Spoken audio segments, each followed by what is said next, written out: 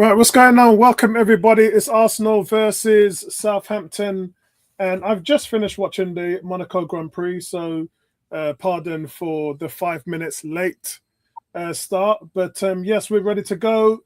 Big drama here on the last day. We're looking forward to seeing who goes. Well, I'm actually not looking to see anything outside of who goes into the Champions League because champions sorted out, relegation sorted out, everything is kind of sorted out already.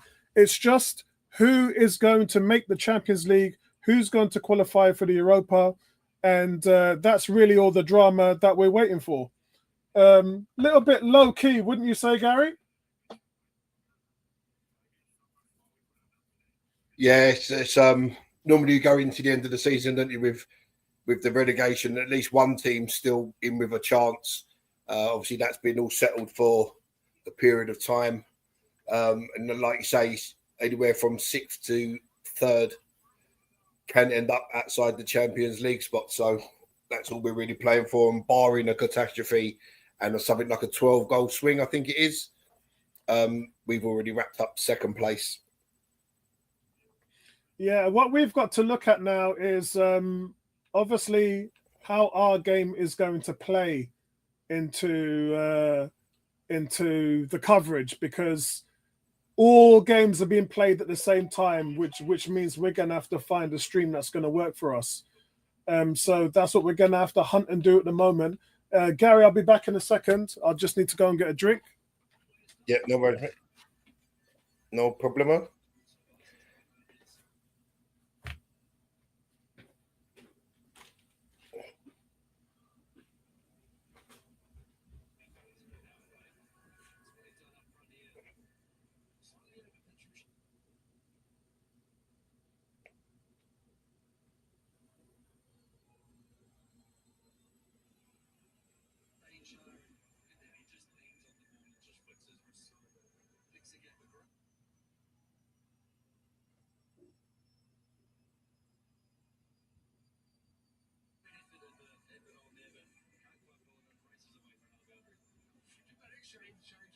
Where's that control?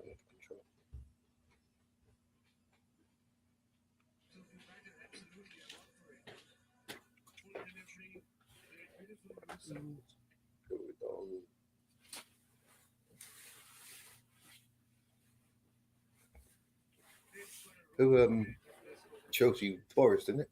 Mm-hmm. It should be an interesting game. Forest to win that. Right, guys, we are cooking with gas.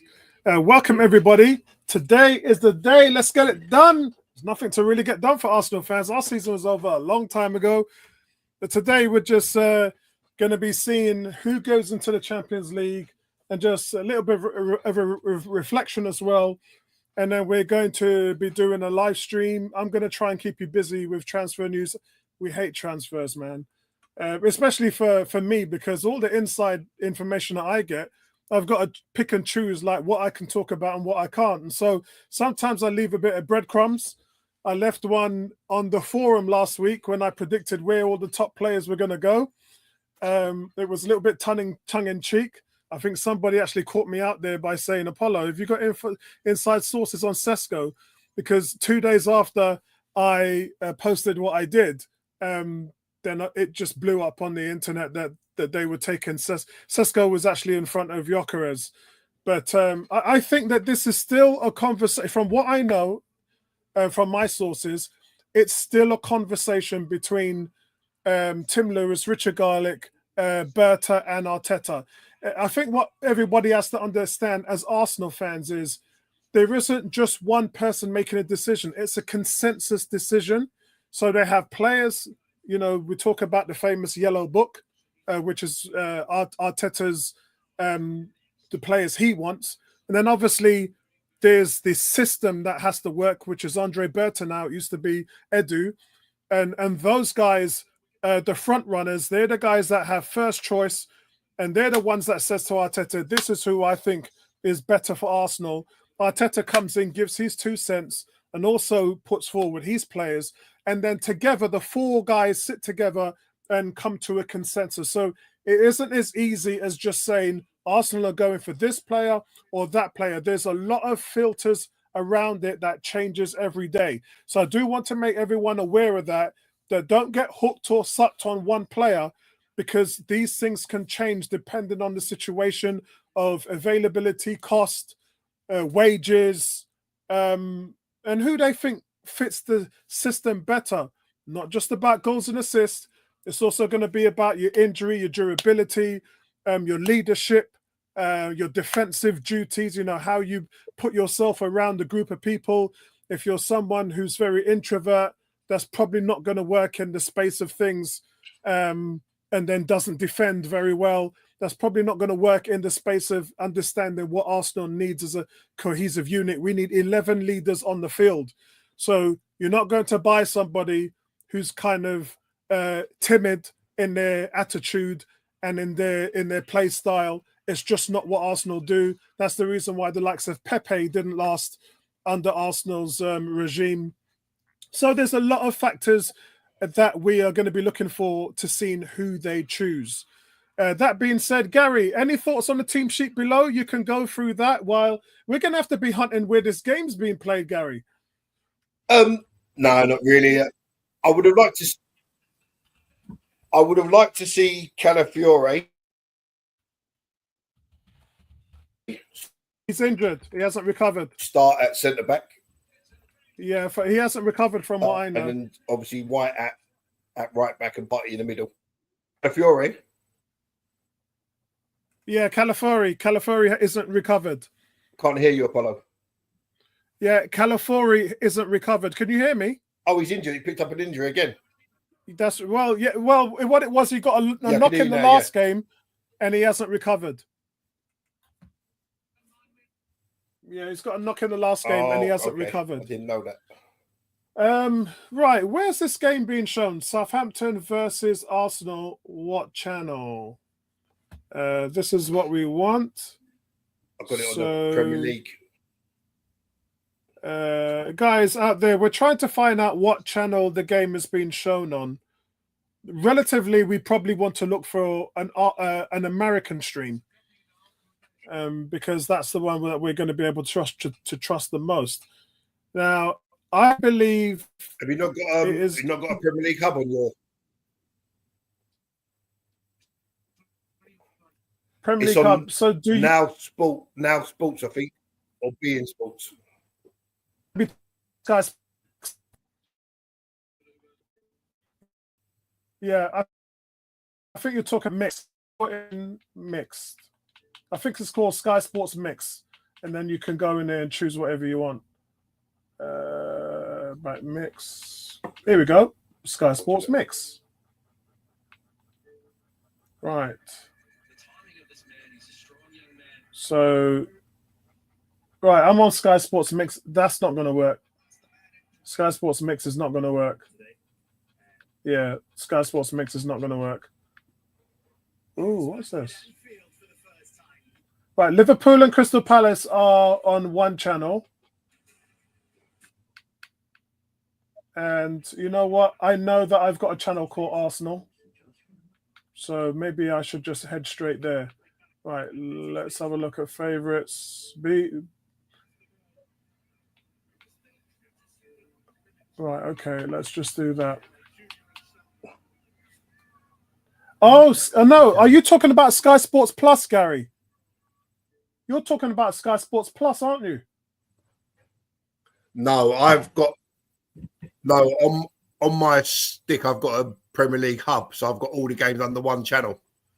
So I can just flick between games when I want. Yeah, I think that is under Sky Sports Plus. All right, let me just go to UK. I think that is Plus. I think that's what we know as Plus. All right, let's check this. Yeah, I've got the game on VIP Arsenal. So the game is being shown, guys, on Premier 7. The channel that I've got is Premier 7. So that's I have no idea what Premier 7 is. I think it's an Irish channel. I think Premier 7 is an Irish channel, but that's where I've got it. For those of you guys who are looking at the American streams, I'm still not got nothing coming up here. Yeah, still not got nothing coming up. So yeah, it's gonna be a nightmare for you guys to find a game. I'm not gonna lie. Right, let's get straight into it. So team sheet is going to be Raya, Thomas Partey at right back, and that's because of the availability of players just not being there.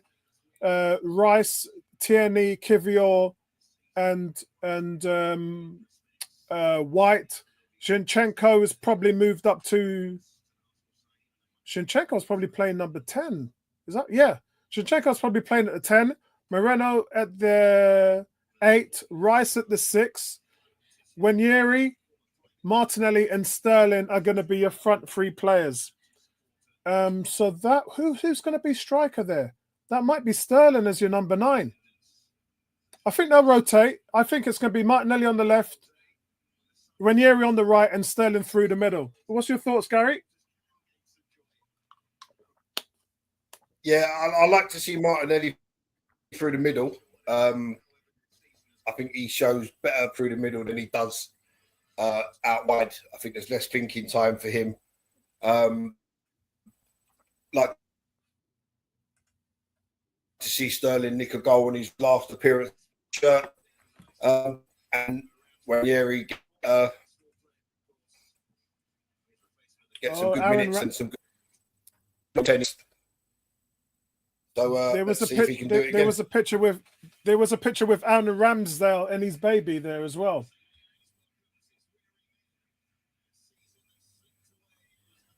All right, we're getting ready for kickoff, guys. Players making their way out on the field. Shout out to everybody. Vincey says it's on Now Sports 6. Yeah, I've got it on Premier 7. So let's have a look. He says it's on Now Sports 6. Now Sports 6. Yeah.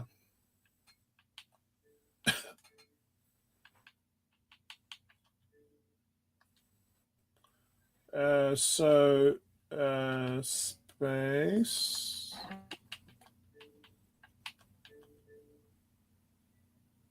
Right, Now Sports 6. So I'm actually going to Now Sports 6.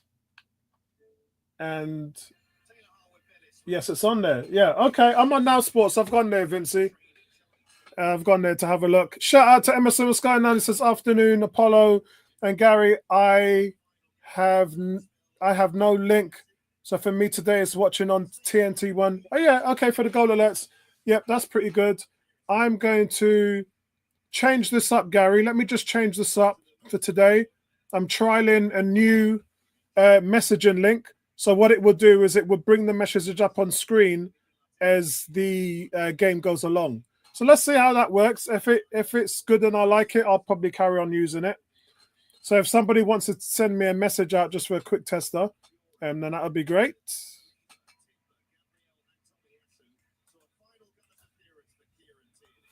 And this is the final Gunners appearance for Kieran Tierney as well. Yes, look, we've got, yes, there it is.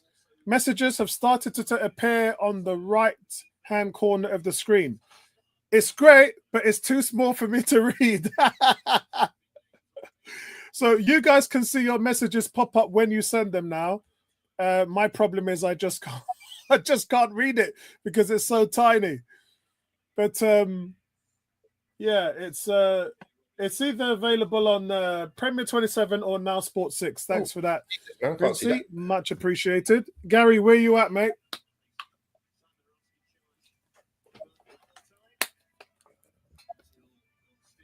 I am watching the Southampton coach have a drink of water. Yeah, that just passed me. Looks like they're just getting ready for kickoff. Yeah. So what I could probably do, I could do that, but it's not going to be that exciting if I keep the table up. Should I? Should I not? I'll tell you.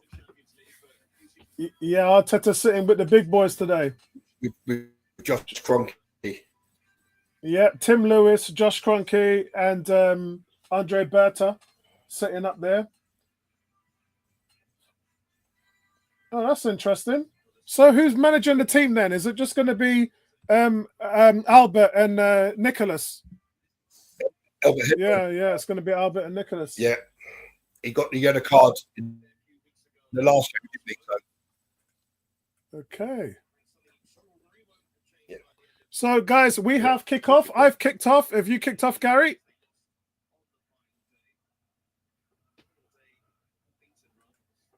Right, I've kicked off. A shout out to everybody. Don't forget to hit a like and subscribe on that button, guys, and we'll keep you posted with what's going on at the moment. Now we have kickoff. The game is underway, and Southampton boss as well is sitting in the directors with his partner and with Rishi Sunak. I didn't know Rishi Sunak was a Southampton fan. Even more reason for us to beat them today. Lots of players playing their last game for the club. So as it is, guys, Liverpool and Arsenal are through to the Champions League. It is really now down to what happens in the other games. Will Newcastle, will Man City, will Aston Villa get through? And if not, will Forest and Chelsea sneak in? And if they do, who are the two that is going out? I believe Forest and Chelsea are playing each other, Apollo. That's right, yes. So that obviously dictates how that works out. Don't you guys love a little bit of drama on the last day?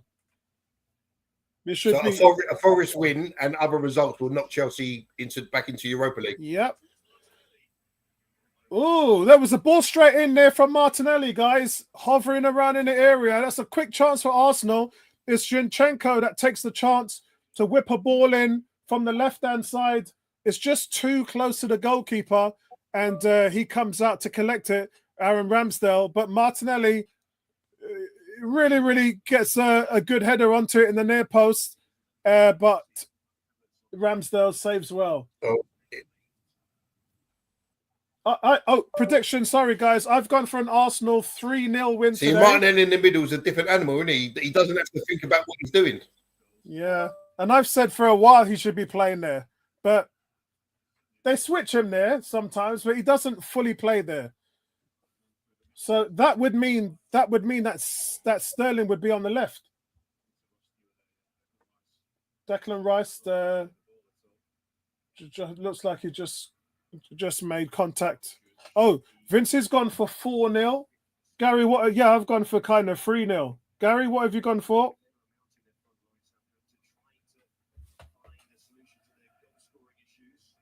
Gary, what have you gone for?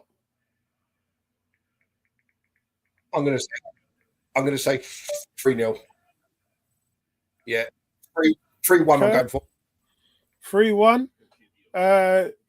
Emerson's gone for 3-1 as well to Arsenal. Remember, guys, if David Raya keeps a clean sheet today, and who's the other guy? Who's the other guy that's going for the Golden Glove? Hold on. So it's Matt Sells. So it's out of Matt Sells and David Raya as to who gets the Golden Gloves today. So Raya has to keep a clean sheet because Matt Sells, he plays for Nottingham Forest. So guys, you've got to look on the sheets to see if Chelsea scores, and if they do, and Raya keeps a clean sheet, that means Raya has back-to-back won the Golden Glove. So there's another cross, guys, that's come in from the left-hand side again. And it's Moreno that gets a header to it, and the header's over the bar. Martinelli. So 2 headed chances for Arsenal there. And Gary, we know Ramsdale's weaknesses. He doesn't come out for cross, and that allows Arsenal to whip a lot of balls in from the side, which will give them 3 headers. And it was one of the reasons why David Raya replaced Aaron Ramsdale. Still a lot of die-hard Arsenal fans there that want Ramsdale, wanted him to stay at Arsenal, but unfortunately the numbers didn't go in his favour. We saw last week as well, really rocky performance from Aaron Ramsdale. I just want him to stay in the Premier League. I think he's going to Newcastle personally, but we'll see. Yeah, my youngest son being one of them. Yeah.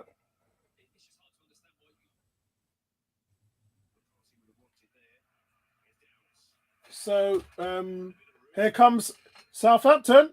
Oh, it's a cheeky ball in.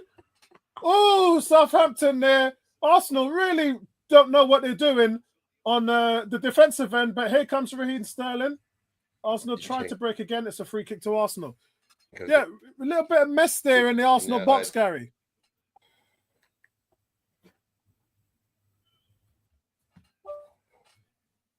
You can see here, Sterling just missed. Yeah, so they pulled back Sterling on the counter-attack, and that's where Arsenal win the free kick. Otherwise, Sterling and Moreno would have been gone there, and Martinelli.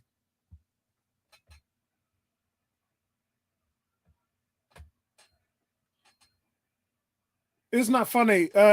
Uchigwa and Sterling were both Chelsea players last season. Scores on the doors, guys. Still 0-0. No goals in the Premier League so far.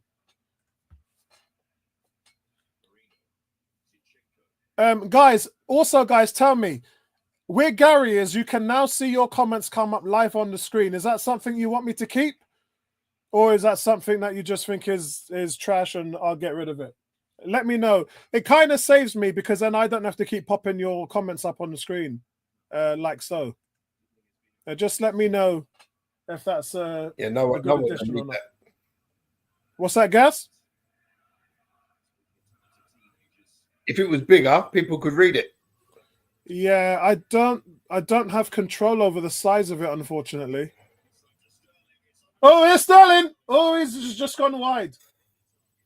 So he doesn't hit the target, but it's another good Arsenal move. That's 3 chances for Arsenal, and it comes on the right-hand side. This one is Ethan Nwaneri. Sterling beats his man and tries to curl it in, but he just doesn't get enough on it.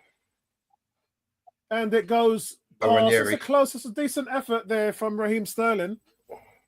Really playing for a contract with another team next season, Sterling is. To be fair, the defender was out to him quickly.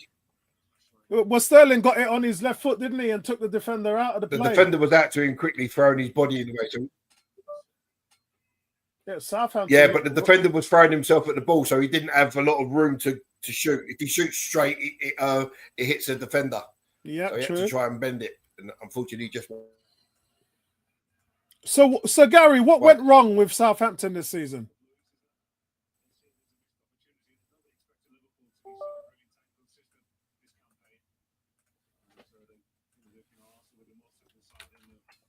Gary, Apollo. Yeah, what went wrong? Brighton was giving. I heard somewhere, Apollo, that Brighton was giving Chelsea. Brighton was giving Tottenham a lot of. Oh, you're cutting out a bit, Gary. Yeah, your screen is frozen now, Gary, as well. Vince said, "Admin, can you ask Gary to move to the right, please? He's in the way of the chat." Gary's actually frozen up on me at the moment now. So, Gary's back with us. Yeah, Gary, you froze up there for a bit. Yeah, I heard Brighton were giving Tottenham a guard of honour today. Really? For their Europa League win. Wow. That's what I heard, yeah. That's 1 minute of laughter. Here comes Arsenal again, really building that attack on the right-hand side. Nwaneri really getting busy. Zinchenko, though, hanging out on the left-hand side. It's a good ball in from Zinchenko to Nwaneri. And Zinchenko's won it back. Zinchenko gets into the middle. Go on. Move my right arm immediately. Oh, it's really... I tell you, Arsenal just playing practice on the edge of the area. How bad is Southampton? I mean, Southampton just haven't got a clue to them at the moment. I mean, they look absolutely awful. Yeah, that's what I heard, Vinci. Yeah, guard that's of what honor. I heard. Whether it was true or not, it was on Talk. It was on Talk Sport. Oh my that Brighton word! Would be giving Tottenham a guard of honor. Oh, that's embarrassing. That's absolutely embarrassing. But Arsenal have I'm going started. to the parade tomorrow. Arsenal have started with 3 good chances: header from Moreno, header from Martinelli, and a shot wide from Sterling. Decent start from Arsenal.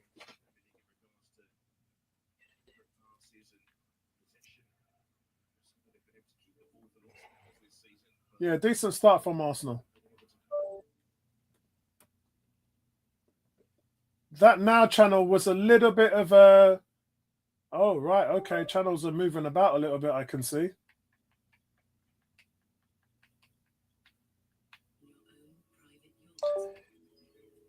As we, like, obviously, listen, Spurs won a trophy. Well done to them. You know, but like Tom hit the nail right on the head. It just means that you're the 37th best club in Europe, as the other 36 were in the Champions League. Yeah, I agree. And you know what I've said? We've had some conversations this week, and I've said to a few people, you know, we weren't bad enough to get into the Europa Cup. You had to finish in the league 5th or 6th, right?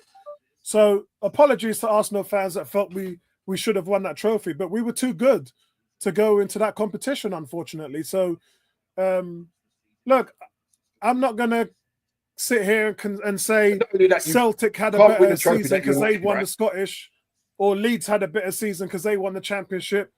You know, congratulations to them. We're in top tier football. It's a lot harder to win from where we're standing. And the other thing about it, Gary, is Tottenham don't have a team to compete in the Champions League next season. So they need a new manager. They need a striker. They need a winger. Romero's going to leave, so they need a centre back. I mean, Spurs need about 6 or 7 players if they're going to play in the Champions League. What made me laugh was Postecoglou during his speech said that season 3 is always better than season 2. Well, season 2 was downright dreadful.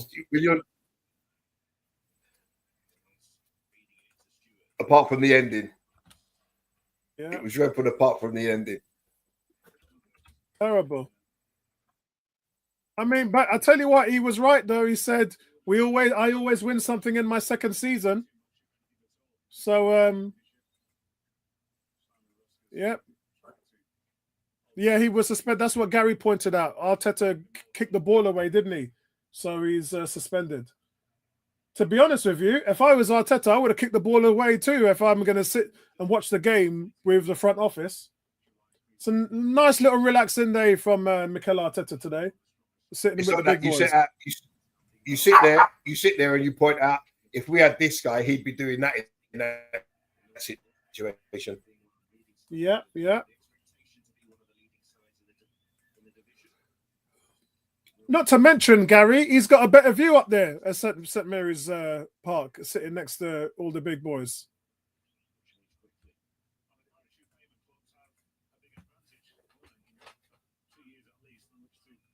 It's going to be interesting to see what actually happens. So what's your predictions then, Gary? For what? For the Champions League. What, the final? Yeah. I think PSG will win it. Oh, okay. Yeah, it's good. Yeah, I think PSG is going to win it as well. I think they deserve to win it. I think PSG, guys, we have our first goal in today. It's at Liverpool and Crystal Palace, and it's Sarr who was scored. He's put Palace 1-0 up against Liverpool, and Liverpool don't really care. Let's actually look at Liverpool's lineup. Diaz, Gakpo, Salah. No, there's a good team. Van Dijk, Robertson. Yeah, Liverpool are playing some decent players. But they're down 1-0 to Crystal Palace. Liverpool already spent like 160 million, didn't they? 170 million. Yeah. So Liverpool now losing to Crystal Palace. Simon Frimpong and Florian Wirtz from Leverkusen. And that's, unfortunately, the goal's not drama. It's not going to change anything. it's good to see Jurgen Klopp. He looks 10 years younger than when he was last at Anfield. Anfield was ripping the soul out of him. Anfield was just bad for his health, man. Anfield was bad for his health. I'm at 15 minutes, guys, in the game so far. It's still Arsenal 0. But he was all right when he was Southampton back with 2 people, and I think that just 0. took it out of him.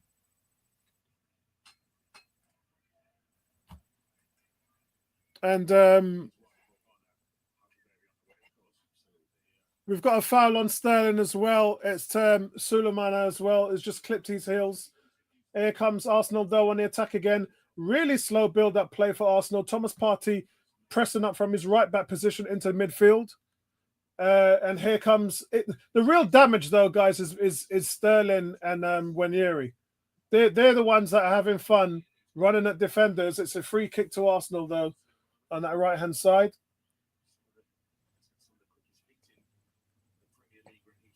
And Tottenham are 1-0 up. Ooh, I had them to lose that game. Oh, I thought Brighton was going to win that. And it's a Solanke penalty. Okay. Does that change the face? No, it doesn't. Not yet, anyway.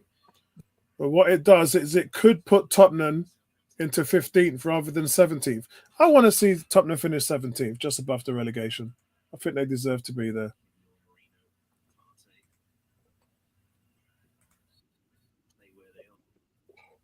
Vincey, if they win the Super Cup, that's just like the Charity Shield. It's Europe's version of the Charity Shield, and they're going to have to face Inter or PSG, and I can't see them turning them over. Agreed. Sorry. Yeah, but wouldn't it be nice to see them go there and get slaughtered? I think that would be nice. Oh, that's poor control. And Arsenal win it back. That's not a free kick. Arsenal get the ball. 16 minutes and 40 seconds gone, guys. Still 0-0. Arsenal, to be honest, guys, Arsenal are not pressuring at all. They're not. There's little pressing. There's little ball movement. Just in general. In fact, Arsenal are throwing so many men up top. They're scarce at the back. They're only leaving a couple of guys at the back.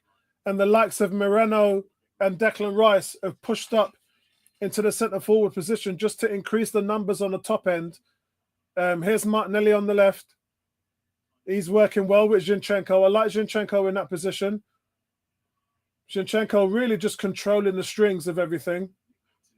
Martinelli again on the left. Here comes a cross, and it's out for a corner. Corner to Arsenal. It's funny because when you see things like this, you think to yourself, like, why hasn't he tried Zinchenko in that left-sided 8 position? You know, he's played in the number 10 twice, and we've never seen it. Yeah, and I think that's he's missed a boat there because the Brentford won up against Wolverhampton. The one time that Zinchenko started in Odegaard's number 10 position, he scored in his first goal. Second, he played here. Here comes a corner.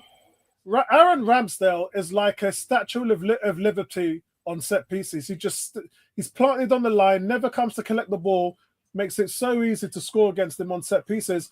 But here comes Southampton on the break. It's a counter. They don't have the numbers though. But with this Soudamani. Yeah, and it's easily defended. He crosses it into the middle, and Zinchenko gets back there to defend for Arsenal. Why didn't Ben White stop that from going out?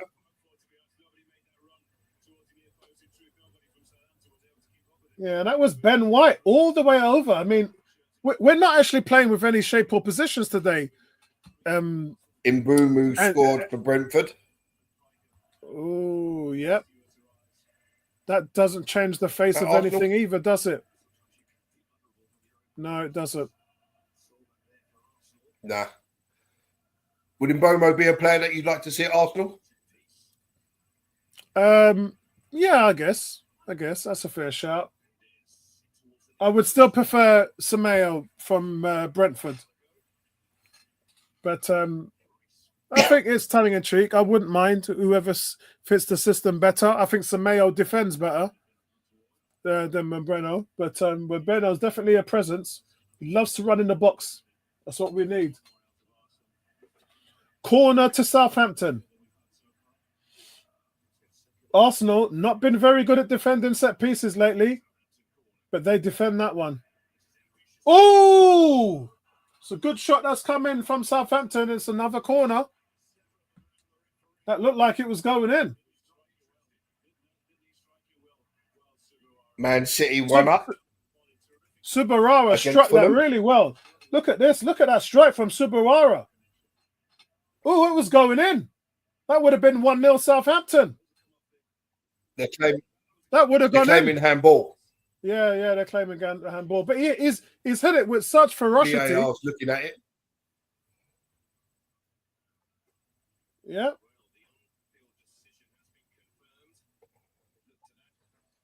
No, it's the corner's given. Yeah, corner's given. Would have been a harsh one. That could have had major implications on David Raya's Golden Glove chase. But no, it wasn't a penalty for me, Gary. Southampton just don't want David Raya to win the Golden Glove.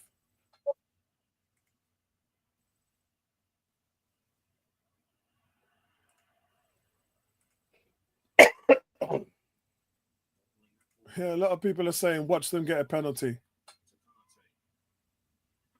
Here comes Arsenal again. Guys, really slow build up here. Wasn't it David Seaman many years ago, Apollo? Wasn't it David Seaman many years ago that needed to keep a clean sheet? And he got a dubious penalty awarded against him at Highbury. I agree. Way back in the day. I agree. Yeah, it was him. It was him. Lovely cross, Tierney. What a cross that is from Kieran Tierney. Yeah, and it's just not being met. Moreno's the nearest person. You can't ask him to play it better than that. Again, nobody getting across the front of the defender. Yeah, true. He's behind two defenders. You've got to get across that front man.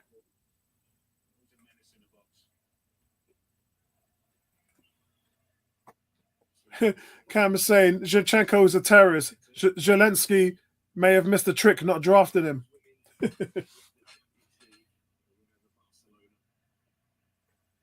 There's Arteta sitting next to the boss, Josh Kroenke. This gives Josh a good time to pick his brain. Like, what's that then? What's he doing there? Why is he sitting there in that position? Why is there nobody in the middle when you're crossing the ball in? Here comes a corner from Arsenal, and it's going to go out for a throw into Arsenal.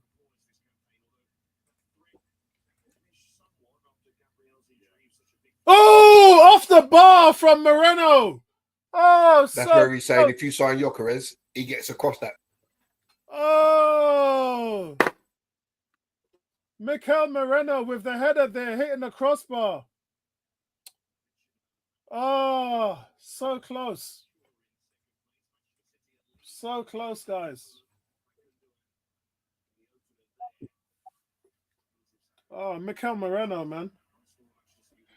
Looked like Olivier Giroud there.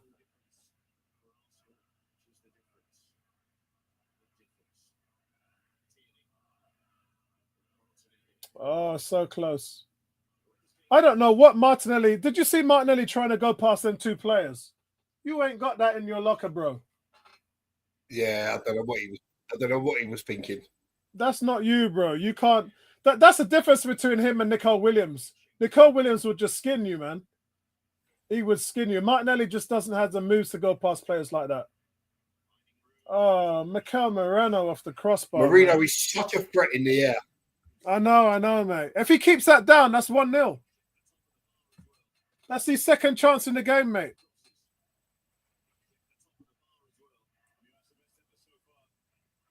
That's his second chance in the game. For a player of his quality in that type of position, you expect him to score almost every time. Yeah.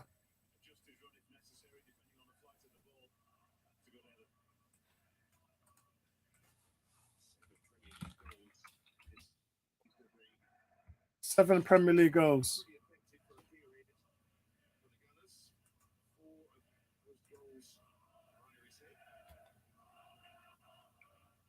And guys, the only drama we have is Man City is 1-0 up. It's Gundogan, and that means that Man City are pretty much in pole position now to make the Champions League if it stays like that. It's really just about what happens with Newcastle. It's a good result at the moment for Man City. If they can keep that score, it really sort of puts a stamp on that position. But anything can happen. It could all change.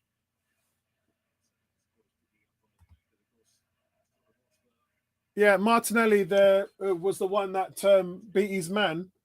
Something he really struggles to do to get that cross in. So, Gary, what's your thoughts on the Arsenal jersey on next year's shirts? I don't like them. I think the red I'm giving 5 out of 10. The white I'm giving a 6, and the blue I'm giving a 7. I don't really. I'm not the biggest fan. I like the white. I like the white. The red is all right because it's got the italic A woven into it.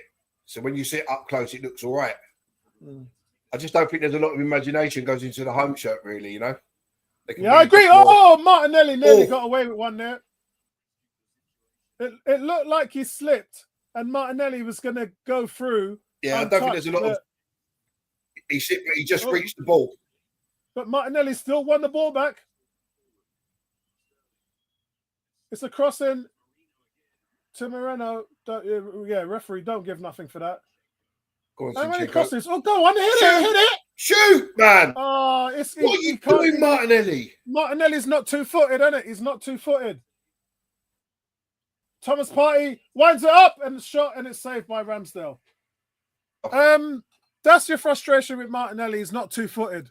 Leicester won up against Bournemouth.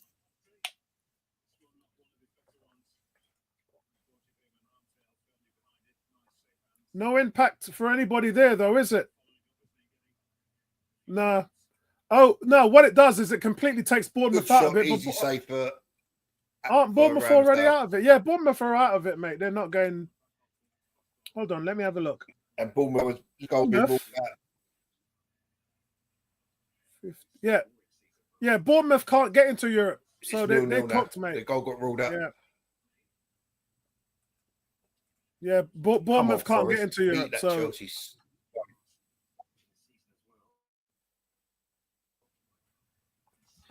is anybody watching the Man United game? Normally we have Garfield with us, but Garfield is in Montenegro at the moment. Can anybody update me in terms of what's going on with Man United and Villa?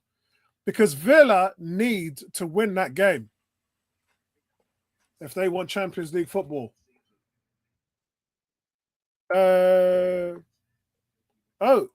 Cam is saying Villa completely dominated by Man United. The moment is too big for them. Oh, man, that's Unai Emery, isn't it? That's Unai Emery choking. Villa guilty of overplaying in the box. Man United started brightly. Oh, it's in the box. Zertsky back to Bruno. Vince is saying it's Martinez comes for it, and it's in fairness. Go on, Maguire. Go on, Harry Maguire. Oh, they hit the post. Oh my God, mad scramble. What? But Harry Maguire turned into Ronaldo on the time. It was all even. That's put them one up. Oh my God! You know what, guys? Villa's gonna choke today. But Villa's gonna choke. Take a back out. What bit of skill? You can all see it coming. Villa's gonna choke. So hold on. So Gary, if Villa lose and Chelsea and Nottingham Forest draw, no, that's not gonna work, is it? No, that's not gonna work. Because Newcastle, that's not gonna work. Yeah. So Forest need to win. They need to beat Chelsea in order to get through. Go on. Would you say so? Forest need to beat Chelsea in order to get through. Here comes Southampton and Arsenal. Southampton looking a little bit gamey today. Wellington's on the ball. He gets down the left. Looking for Stewart. I tell you what, Gary, they released Theo Walcott last year, or was it the year before? They probably could have kept a Theo, because Theo's better than anything they got on the pitch this from what I've seen. What is Rice doing? Rice just gave the ball away in the penalty area, and that's a chance for Southampton, and he's absolutely fluffed these lines. He's absolutely fluffed these lines. Terrible header from Southampton. You can see here, no, it's Kivior that gives the ball away. It's Kivior, really lazy pass. He should have scored. Yeah, he should have scored there. Southampton, unbelievable chance to put them 1-0 up. That would have been the end of Raya's golden glove. Terrible. And you know why, Gary? Play it, Gary, you know why? Play the damn ball through. Gary, you know why he fluffed that header? Stewart hasn't scored since January 2023. So he ain't scored in 2.5 years, mate. Cross from Martinelli again. Who? Stewart. Who hasn't scored in 2 years? Stewart, the guy who missed the header.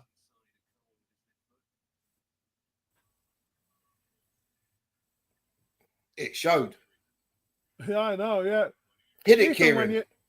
Ethan Wanyeri is just Kieran. I thought Tenny was going to shoot there. Martinelli, go get off this pitch, man. This guy stinks up the face. Oh, the quality of the guys, the quality of the football from Arsenal in the final third is abysmal. The passes are every pass is going to, or cross is going to a Southampton player. It's Kieran Tierney with a cheeky one. You know, the funny thing, I haven't seen us put in so many crosses in a game for about 2 years. Yeah, I know. I think we've had 8 or 9 crosses so far.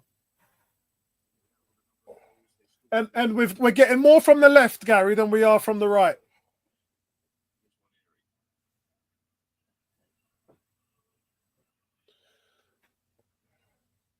Oh, we're playing so high up the pitch because Southampton's no threat to us. Well done, and Kieran. So we're what's the ball that is from here, Anthony? What a cross! Oh. Again, there is not one single person in the centre.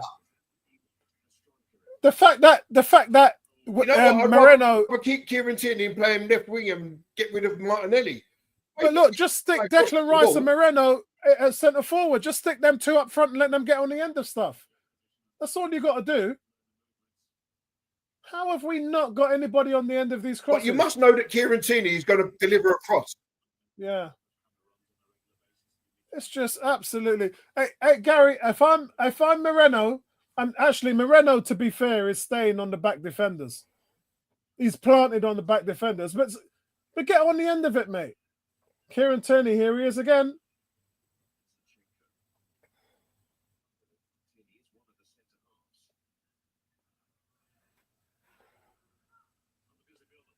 I mean, we're playing so advanced, guys. Give the guy a chance. Yeah, we're playing so advanced. It's ridiculous. We are playing so advanced. It's ridiculous.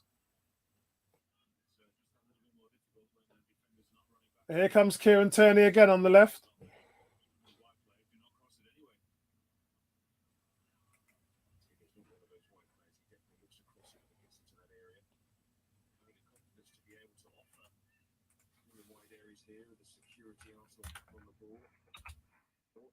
And here's Partey switching it to the right. Not much going on the right. And do you know why? It's because there's no Odegaard. And no Saka. So there's just nothing going on the right-hand side. It's all down the left-hand side. And we're back here on the left again. Oh, go on, shoot! How did we not score there? Zinchenko plays the ball into the middle. Everybody gets a touch on it on their feet and nobody strikes on goal. Ah, Gary, I thought I said this was a no-stress zone today.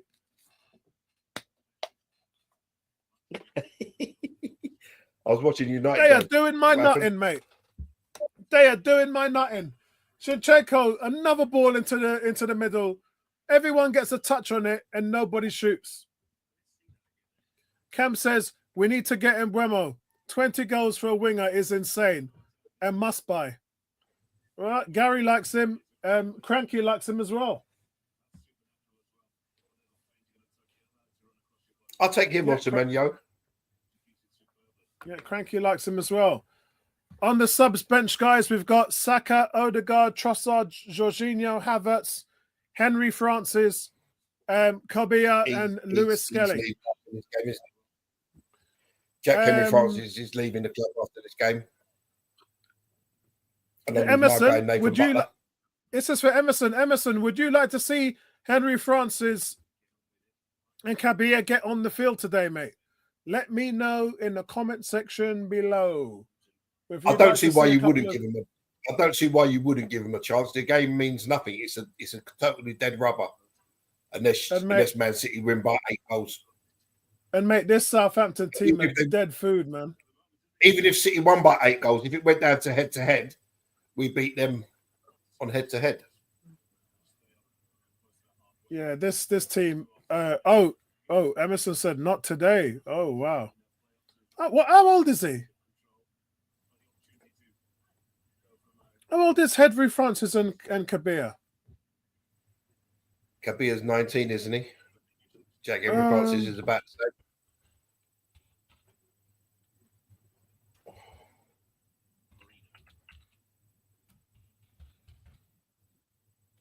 Let me just type it in. Right. Here comes Southampton on the counter attack. Right. Jack Henry Francis is 21. He's 21, yeah. And so Campbell, I wonder why they've done that. He'll be sold this summer then if he's 21. He'll be gone, mate.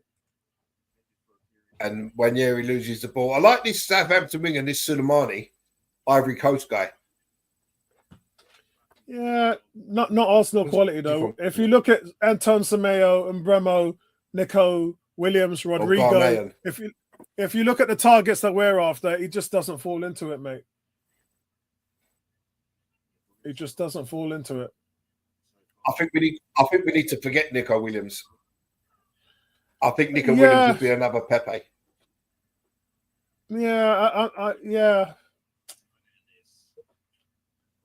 I don't see it personally. I think especially when you look at where we're at, you have to sign Rodrigo. Players that get the ground running. Yeah, Rodrigo then. Mbeumo, Rodrigo. I think that's your two top wingers if you're Arsenal.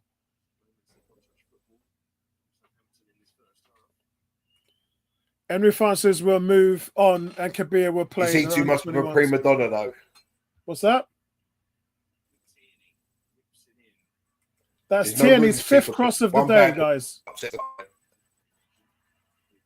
Kieran Tierney's 5 crosses today from the left. Is he onside? He's got to be off. Proven in the Premier League. What a play by Kivior.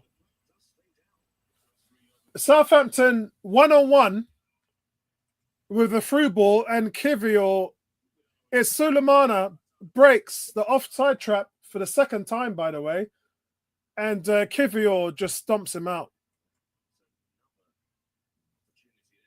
Kivior just completely breaks him. Here's Moreno. Thomas Partey dummies for nobody. This game is pure comedy. Thomas Partey, why would you do that? Moreno gives them the ball and he runs over it and dummies it for absolutely nobody. Madness. Absolutely sheer madness.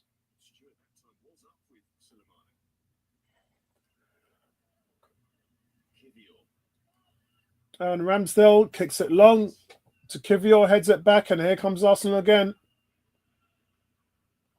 I have to say this, Ben White has never looked 100% fit since he's come back. He hasn't. I haven't seen him run hard in any game he's played in. Agreed. Ben White's going to lead a nice little holiday and then pre-season.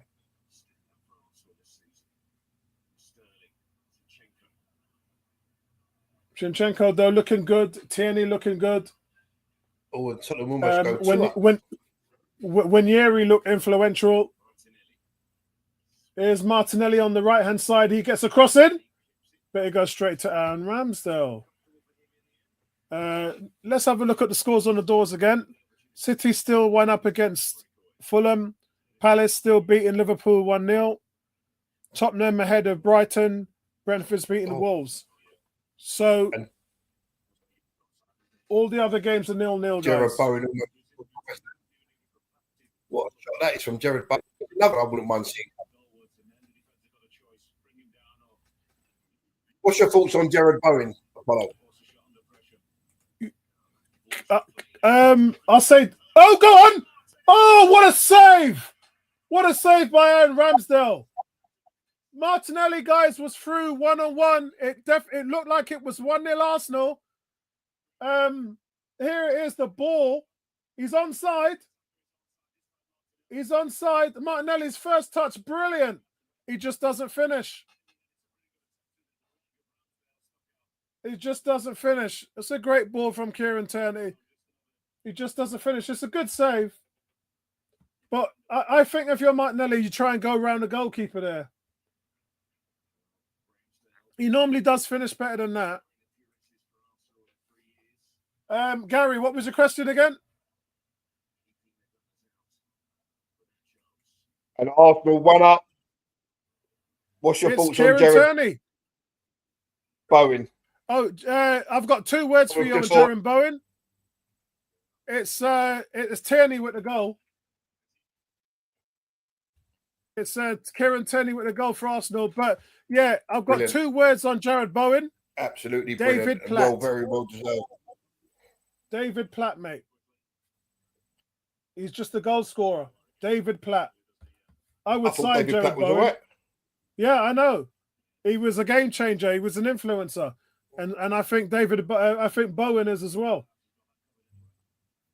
So here's the goal, guys. It's a corner from Declan Rice.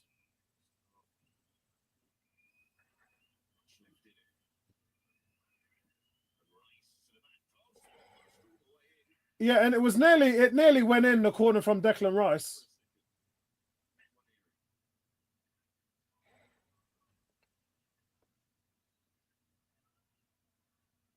They're quite a bit behind. They're quite a bit behind. But yes, guys, it's 1-0 to Arsenal.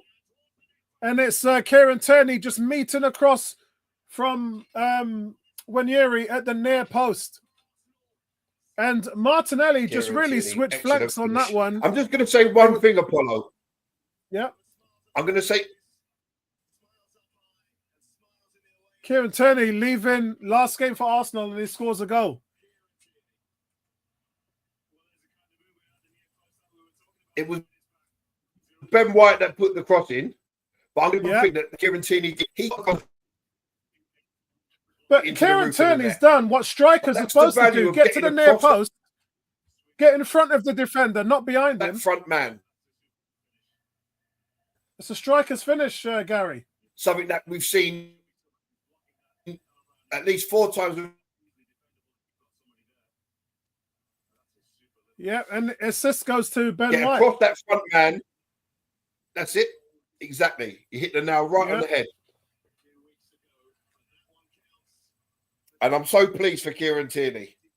Yeah, me too. So pleased for him. What a servant he's been. Unlucky with injuries, but he's never let us down. Whenever he's been called upon, he's never let us down. Yeah. Yeah. You've been a big fan of his as well. Yeah, well, at one point he was talked about as the next Arsenal captain, wasn't he? You know, and then obviously Arteta come in and changed it with the inverted fullbacks, and it was just something that he probably couldn't get his head around. But true. And whenever he's been called upon, he's always give 110%, and he's never once let us down. Yeah, true. Very true. Very true.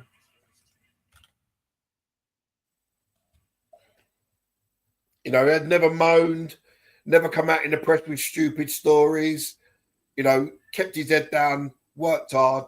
When he's called upon, he's always shown up. And that's all you can ask.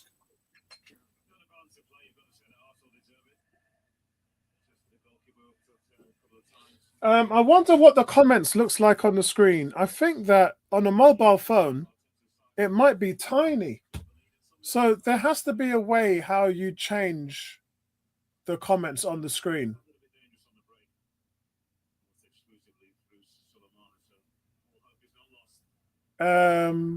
Show comments on the screen. Right, let me just go into my presets and see if there's a way.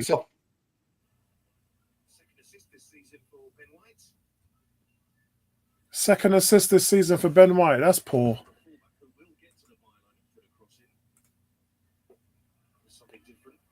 Right, let's right. Show display names, headlines, float camera. Yeah, there's nothing really I can do on the chat display. Oh, Emi Martinez has been sent off for Villa in his last game. Oh, last man. Oh, Villa are choking. I told you they wouldn't get into the Champions League, didn't I? It's all changed. Man City. So here's West Ham are now 1-0 up against Ipswich. Palace still 1-0 up against Liverpool. 0-0 Man United, Villa, even though Martinez has got sent off. Newcastle and Everton still 0-0. Forest and Chelsea still 0-0. Martinez has been playing. Oh my God, that is the dumbest challenge I've ever seen in my life. What an idiot. Here comes Southampton. They get a shot away. Oh! Arsenal allowed Suleiman to get a second shot in, but it goes wide. Arsenal not really playing at their best today, guys, but it's that kind of game, isn't it? It's that kind of game. Arsenal really just playing on the second level. But it's a great moment from Kieran Tierney. Martinez, a dummy, man. He was never.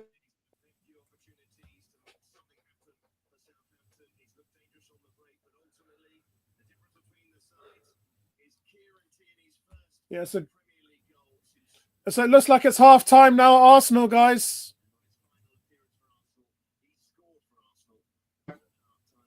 Yep. It's a terrible back pass, fair enough.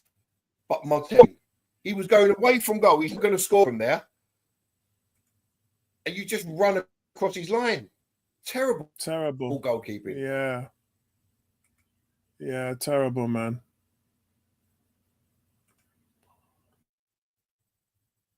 So, guys, in our game, it's half time, and it is a deserved lead. Arsenal really have been the only team in the attacking sense that looked like scoring, although Southampton have had their chances. They're playing the counter-attack game because Arsenal are committing so many men forward, guys. I mean, as I said, Arsenal are literally throwing your number 6, which is Declan Rice, and your number 8, which is Moreno, are playing centre forward. They're essentially playing. We're playing what looks like a 2-3-5. That's what we're playing. We've got 2 men at the back, 3 in the midfield, and we've got 5 men playing up front. And it's like you've got your 2 wingers and 3 in the middle of the box, but you've only got 1 goal. So I expect much more goals in the second half for sure. But it's a deserved lead. It's Kieran Tierney in his last game. Unfortunately, you're scoring against Aaron Ramsdale, but it is what it is. But the drama, guys, the real drama is away at the other games. Gary, take us away. What's going on in the other games? Yeah, so Forest, Chelsea, 0-0 at half time. Martinez off. He got played short back pass from Matty Cash, I believe. And Rasmus Højlund's pounced on it. He's knocked it round Martinez, but it's going towards the corner flag. So Martinez just steps across his line and obviously brings him down, and it's a straight red card. But I don't think Højlund was going to score from there. And even if the goal was open, he's not. He's had a terrible season. You're better off just letting him shoot and keeping 11 on the pitch. Oh, so coming on.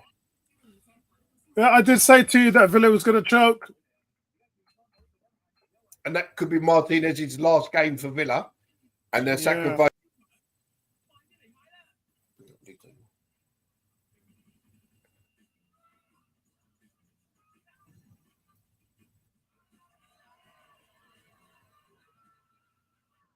You still back 10 men Villa to get a result against you. Stands at the moment, the Champions League spots go to Liverpool and us, of course, Man City, Newcastle, and Chelsea. If Forest, Chelsea will be out of the Champions League spots. And if Villa score, Chelsea will be out of the Champions League spots. Ooh. Yeah, well, guys, I predicted today that Villa would choke and they would be one of the teams that would not make the Champions League. And so far, they are down to 10 men. Now, the game could finish, Gary, the game may well finish at 0-0. But that's not going to be good enough because Villa are in 6, Gary. So all Chelsea has to do is either win or draw Forest in order for Aston Villa to not make it. So, to be honest with you, this is all on Nottingham Forest for them to win the game. Yeah? It's all on Forest. Because if things stay as they are now, it's City, Newcastle, and Chelsea that go into the Champions League. And Villa and Forest that drops into the Europa. One might complain, or one might say, that Unai Emery's place should be in the Europa because that's his cup. But I don't know how Villa are going to go through from here. I really don't. I really don't know how they're going to go through from here. I'm hoping that Forest can beat Chelsea. Yeah, it would be really so many games to keep an eye on today, guys. It's really a tough one to watch. I don't have any other means of seeing. I think I can do split screen on my IPTV, but I don't want to mess around with it because it's so sensitive at the moment. My IPTV is so sensitive. I don't really want to play about with it.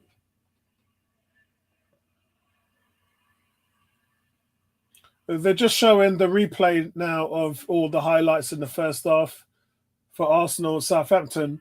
Not the greatest game to watch, guys, but we just want to get our boys over the line. And then when we also talk about Arsenal, we're talking about them finishing on 74 points. Very disappointed. And it all stems from 14 draws. Now, guys, I do want to say there's only one team in the league that have had more draws than Arsenal, and that's Everton. But 14 draws, guys. That's like nearly a third of your games that you're drawing. That's awful. That's absolutely awful. And that's where you've kind of lost the title. That's where you've lost the title. That's so bad. That's where you've lost the title. Because 14 draws, if you only drew half of those games, yeah, and had 7 draws, that means you'd have an extra 14 points. An extra 14 points for Arsenal would put them on 88 points, which would be 5 points more than Liverpool. Now, I know Liverpool have thrown a few games away over the last few weeks, and that's the reason why those 5 points would kind of be negated. It would put them pretty much on where Liverpool are. But that's where you've lost the league. Funny, isn't it? With all the suspensions and all the injuries. Apollo. Yep.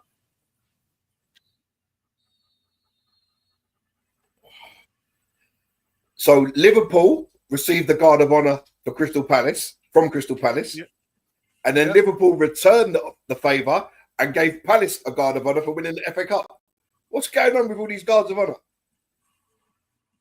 Well, it's a gentleman part of the game, isn't it? It's the respect which has to be there, Gary. Yeah, it has to be there. Yeah, I know the respect has to be there, but you never got a Guard of Honour for winning the Carabao Cup or the FA Cup. It's just the league champions, right? Now we're having these Guards of Honour going on all over the game. I think for Palace, what was it? Their first trophy in something like how long? 41 years. First trophy ever, wasn't it? I don't know. First trophy ever. First major trophy ever. I thought it was 70 years. I read somewhere. Hold on. No, I thought it was their first trophy ever. I'm sure they've never won the FA Cup or the actual league title. Obviously, they've won like championships in lower leagues, but they've never won a major trophy like the FA Cup or the First Division or the Premier League, whatever you want to call it. No, I'm right. I'm right. It's the first trophy since. No, hold on a second. I thought it was the first trophy in 70 years. No, their first trophy ever. Oh, what? Oh, that's it. That's it. So what they did, Palace lined up and gave them a guard of honour. As Liverpool have walked through, they've then formed their own guard of honour, and then Palace have walked through them. Oh, that's nice. That's nice for Liverpool. Not a lot of teams have done that, mate.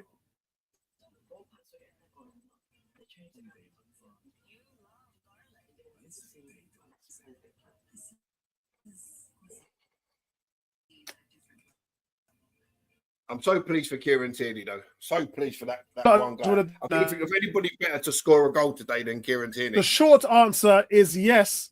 Palace won the second on occasions. That's not a trophy. Yeah, they've won lower leagues, like the Championship and maybe Division but that's just. But they've never won a major trophy like the FA Cup. Yeah, that's right. Yeah. Yeah, I don't really count winning the Championship or the second or third division a trophy. I don't really. Yeah, that's why it was their that's first not a major trophy. trophy. Yeah. Oh, sorry, guys. Unless you're a Spurs fan, I don't really count that as a trophy unless you're a Spurs fan. 37th best team in Europe. Hey, how ironic it is for Spurs, guys. Let's talk about Tottenham for a minute. Let's stick the boot in on Tottenham. Yeah. How ironic is it for you to win the Europa Cup and then 48 hours later, Arsenal's women win the big one and just surpass your little tiny achievement? I love it. Check out my background. That's the ladies. Yeah. Celebrating their Champions League win.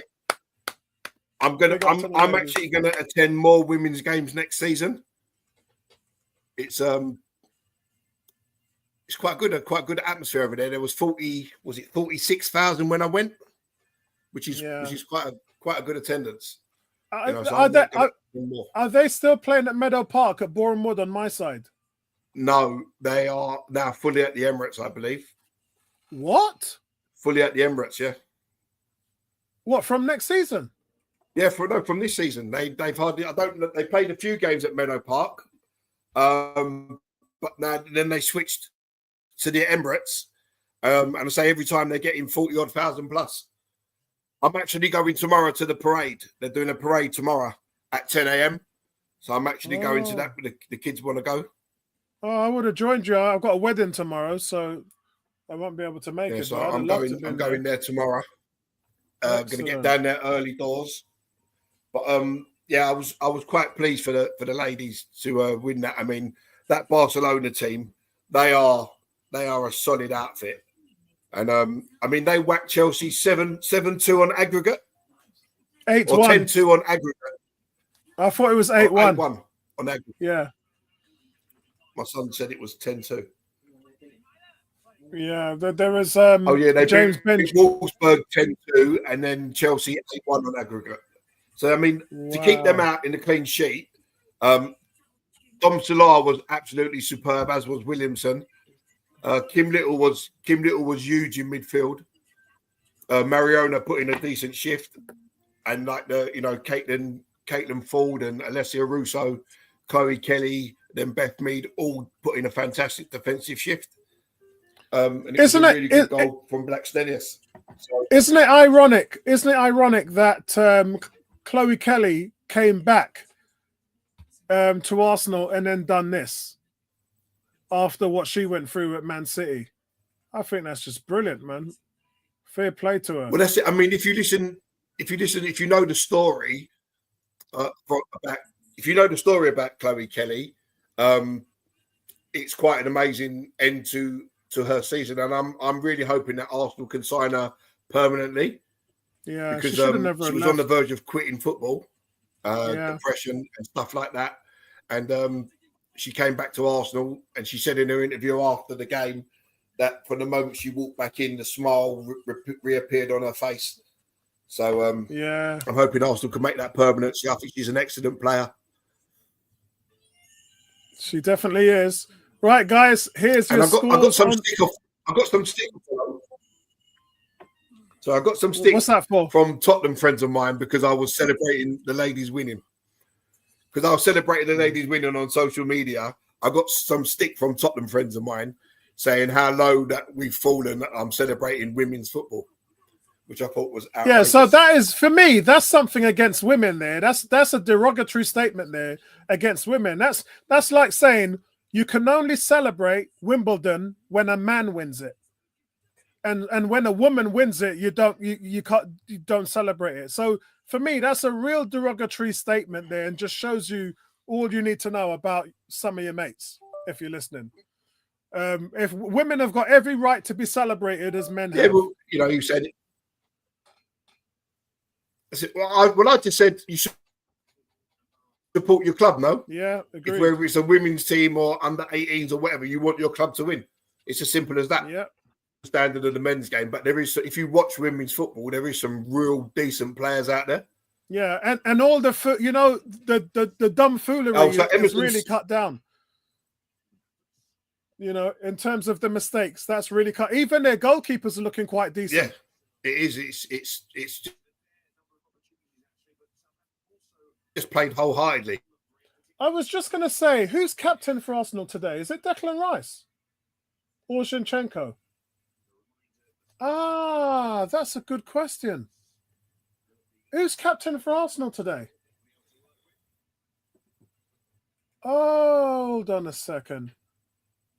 Because Saka and Odegaard are not playing. So the performance from Dom Salah, she was absolutely fantastic. All right, hold on a second.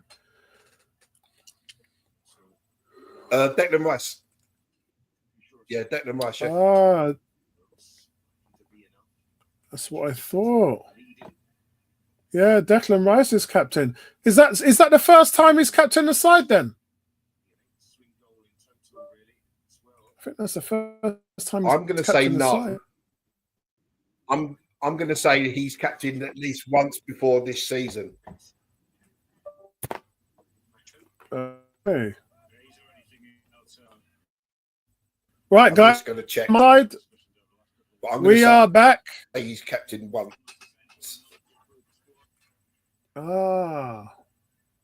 Afternoon, Tony. Hey. Yeah, Tony, I've tried to call you 2 or 3 times this week and you haven't called me back. Just let me know if everything's okay, bro. Just wanted to hear how you're getting on in your recovery. And hope he's well with you, Tony. Hope everything is going well, Tony, mate. Yeah, he sounds upbeat. He sounds on the up. But I've tried to get him maybe when he's busy as well. So, guys, we're back second half.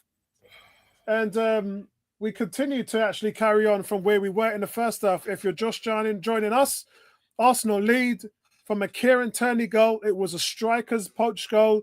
It was a cross coming in from the right from Ben White. And Tierney has gone into the middle, which everyone's hanging out in the middle because everybody wants to score. And he gets in front of the defender and tips the ball in for an Arsenal lead. Southampton have looked bright through Sulemana, though, and could have had a couple of decent plays himself, especially a shot for a penalty for Declan Rice's handball. But that's just how it is for Southampton. What's going on, James? Big shout out to you as well. Big up to James. Hope all is well. And obviously shout out to Tony, man. So here we are, guys. Second half underway.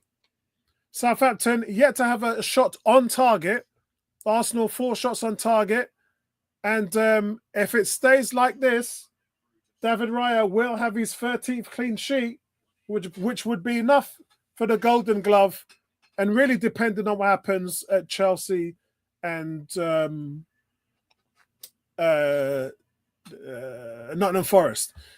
James is saying, I'm trying to stay awake today. I'm leaving really early in the morning to go and watch a trophy, to lift the trophy tomorrow. Yeah, Gary just said that's 10 o'clock. That's happening for the women's. So he's going to be going as well. I've got a wedding at 1 o'clock. So yeah, it starts at 10 a.m.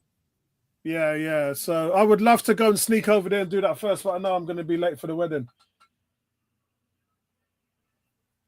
That's just great for our women. Yeah, man. it starts Absolutely at 10 a.m. great. and they're apparently lifting the trophy at roughly about 20 to 12. Yeah.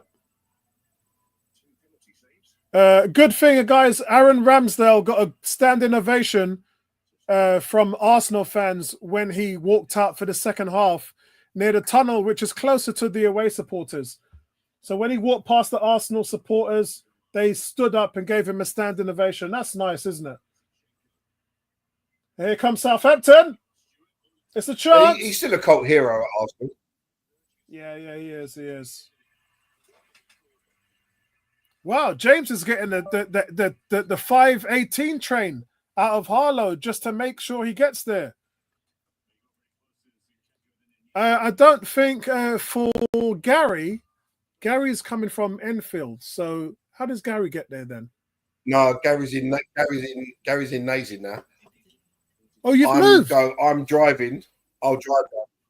Yeah, I've moved. Oh, you never told me you've moved. I'm in Nazin, loving life in Nazin. Oh, is it better than? I'm going to drive down there. I bet you don't miss the A10, eh? You got to remember. Yeah, I wasn't before, so I've just moved about 5 miles down the road. It's nice. There you go. Yeah, Martinelli. We got area. Martinelli 1-on-1, and he's been flushed out. It's 4 against 1 with Martinelli, and Martinelli's done well enough just to hold on to the ball there. I don't know. Martinelli normally would have ran away from those. James, on the left. just to let you know, James, remember tomorrow is Bank Holiday Monday.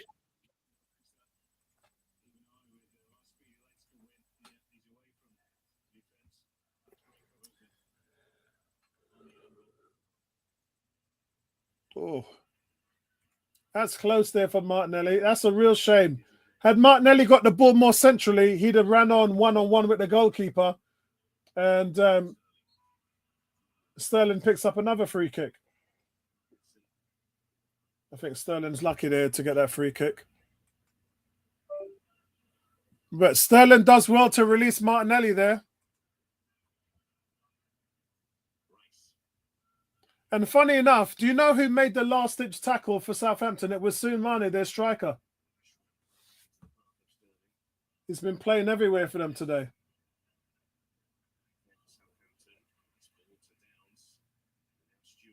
Win it. Oh, no, that's a free kick. You've given away a free kick now.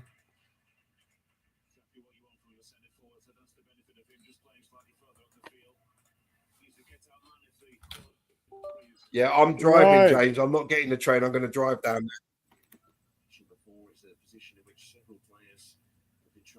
So, guys, nothing has changed at the top. It's still Man City, Newcastle, and Chelsea that are going into the Champions League unless something changes. Brighton have equalised against Tottenham. Normal service resumed at White Shark Lane. Yeah. Tottenham, Gary, all I'm saying is that is so Spursy. that is so Spursy. I want to know what's going on there at Villa and Man United. I'm going to message Garfield. I can tell you. I'm going to message Garfield.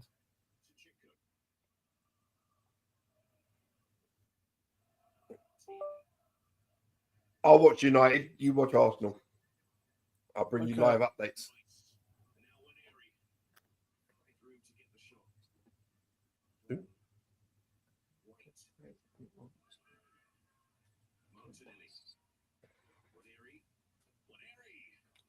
Oh, it's a chance from Wanyeri there. It's good play from Arsenal. Arsenal play it across the box. Wanyeri gets it to some space. You can see Martinelli here starting the room up on the right. It's in Saka's position where he curls the ball on and gets it on his left foot. He has a chance, but it's too low and too central, and Aaron Ramsdale makes a save. You've got to put that down as a chance. Got to put that down as a chance. I'm just messaging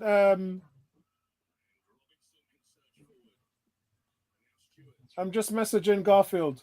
Oh, Arsenal have given away a silly free kick on the edge of the box. Declan Rice. That's silly, Declan Rice. Shouldn't be giving that away there.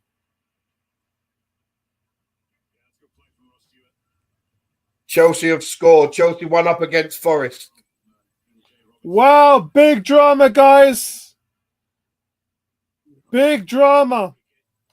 Let me come off Garfield. Me and Garfield are messaging each other. Big drama, and there you have it. So as of this point, David Raya for Arsenal is going to win the Golden Glove Award back-to-back.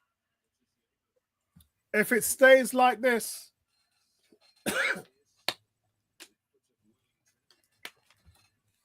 The Southampton have a free kick on the edge of Arsenal's box.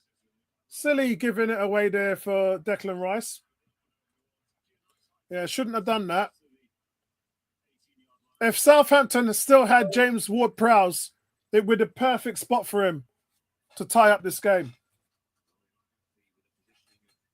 Funny enough, Apollo, he scored for West Ham. That's madness. Here comes Southampton with the free kick.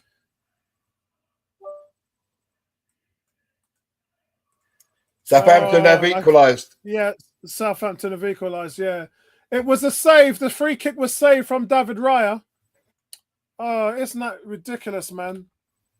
That's ridiculous. So, no Golden Glove. I mean, both of them have let in goals. And so it's the guy that you said hasn't scored in God knows how long. Yeah, 2.5 years. Yep, Stewart.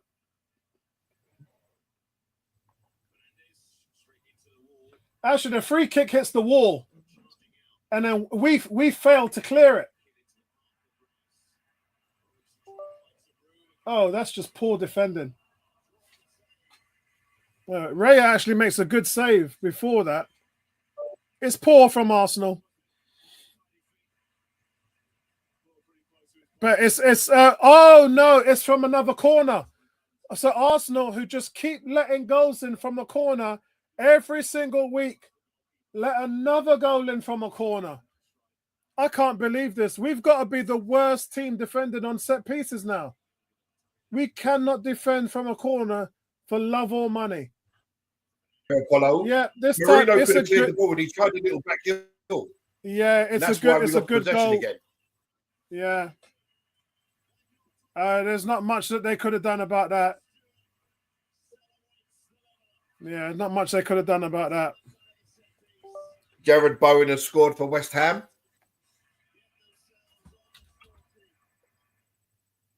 So we're going to need scores on the doors. Let me just refresh.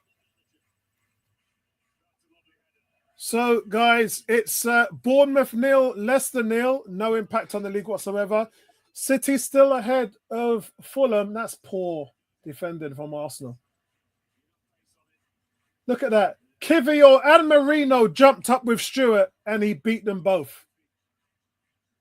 Both of our guys who were strong in the air couldn't defend that. That's poor. Man City still leading Fulham 1-0, which gives them that Champions League spot. West Ham now 2-1 ahead of Ipswich. Palace still ahead 1-0 of Liverpool.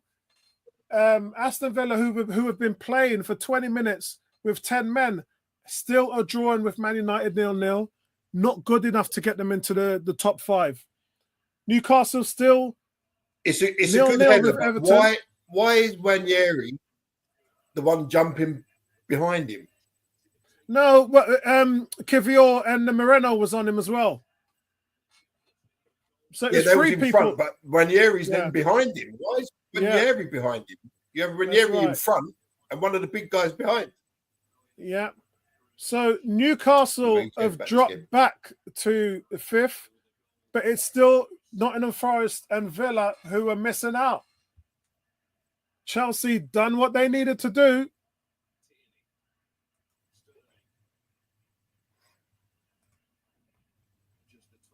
James is saying, I really hope Newcastle win today so Chelsea don't get in. But if Newcastle don't win and they moves out, well, mind you, they're talking about selling Isak anyway. I think if Newcastle... Oh, here comes Arsenal. Oh, go on. Oh, does that not go in?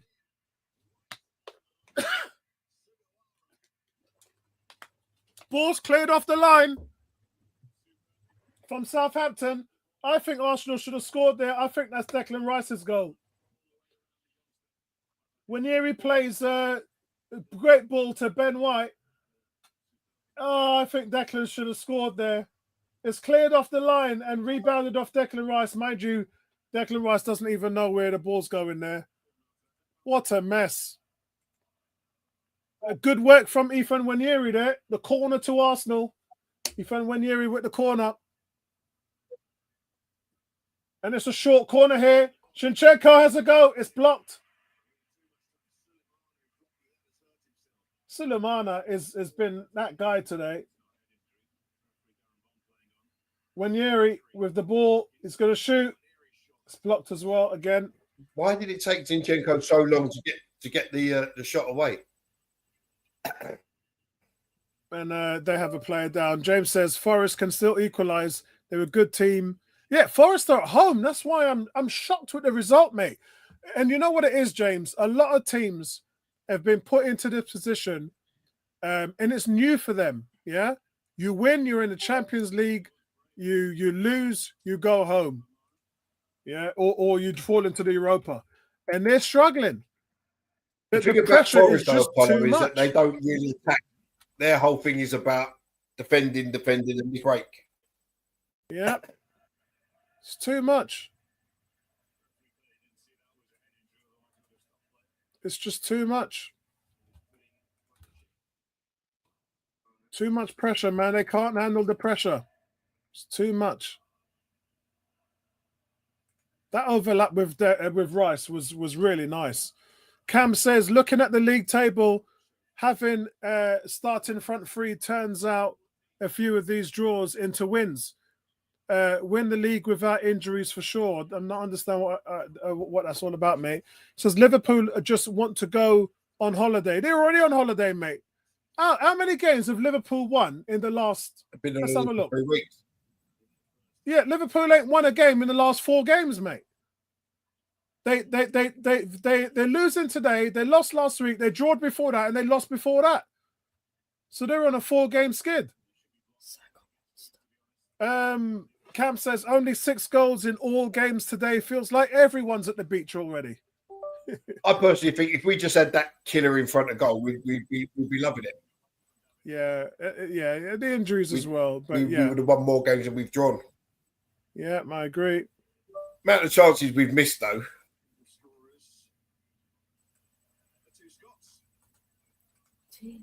Yeah.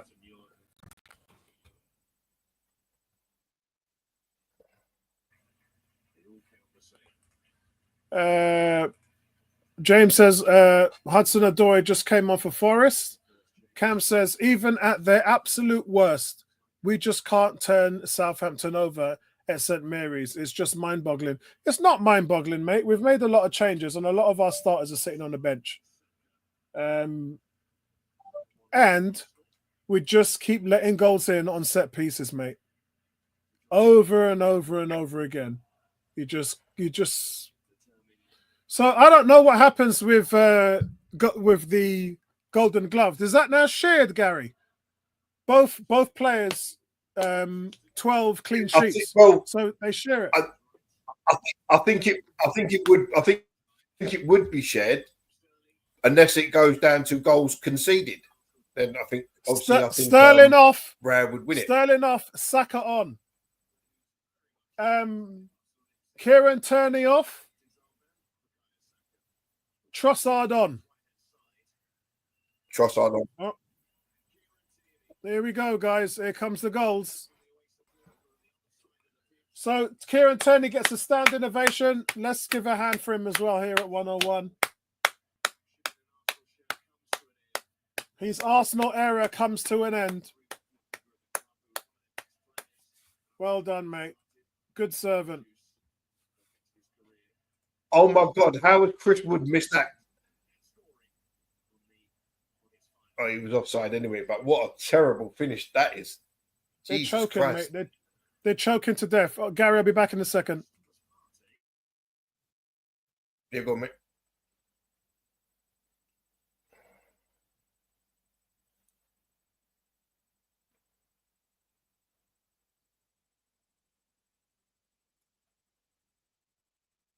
So roughly 25 minutes left of the 24-25 season.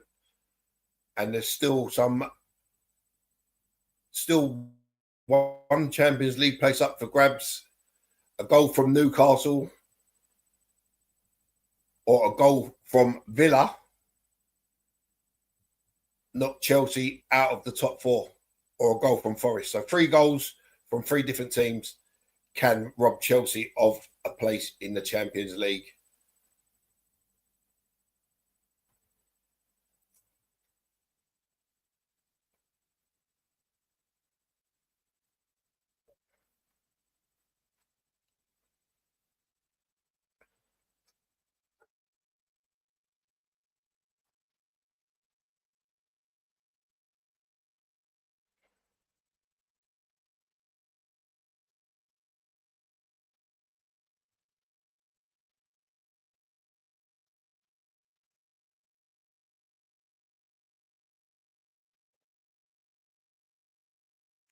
Brighton are 2-1 up against Spurs. Normal service resumed.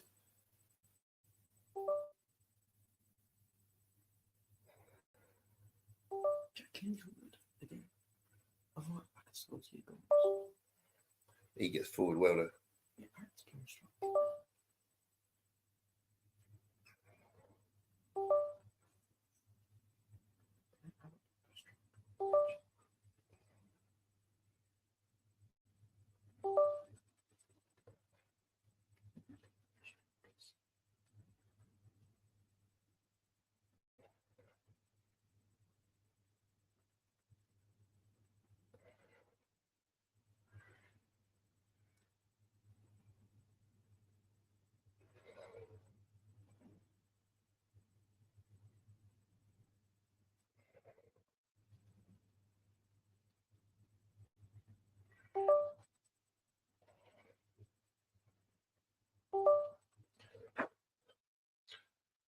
Come on, Arsenal. What we got? What you got, Ranieri? Give him some options. Look. With Saka, gets to the byline. Decent cross. Again, no one getting across that front man.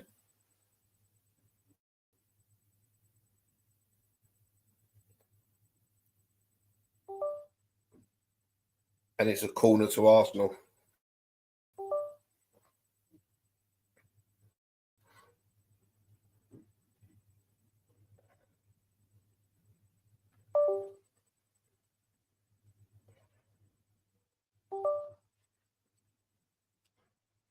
Another goal ruled out in the Bournemouth game. It's time for Bournemouth.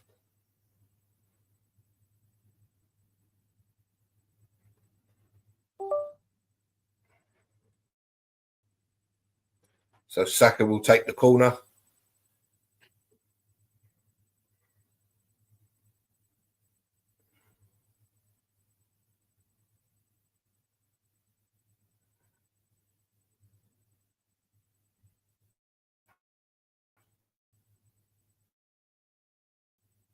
And that's Suleimani again. Suleimana, whatever his name is.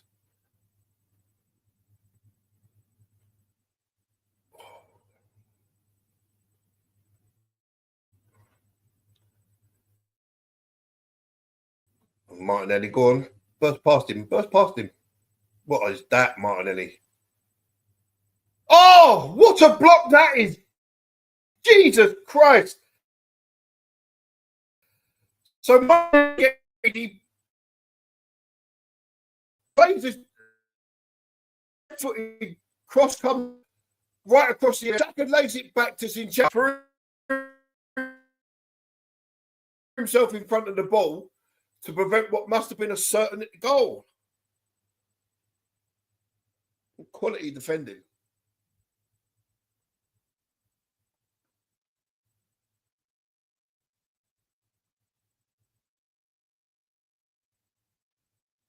Oh, Saka, you've got to put that with your right foot.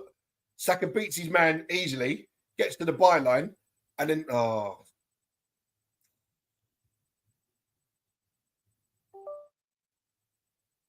he's got to pull it back with his right foot. He tried with his left, and there was just no room. Let's have another look at this. Oh, that was going in. Did it hit? Who did it hit? Oh, yeah. Mind you, if it wouldn't have been a Southampton goal, it would have hit Marino.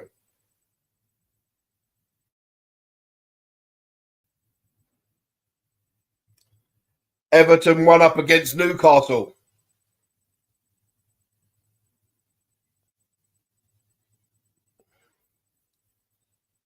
So Newcastle's hopes of Champions League are all but over.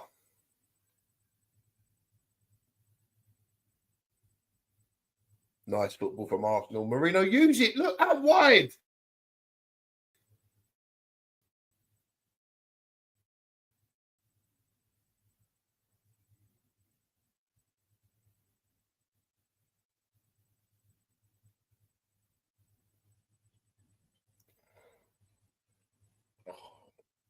Great play there from Arsenal.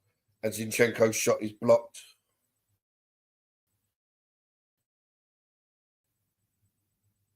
So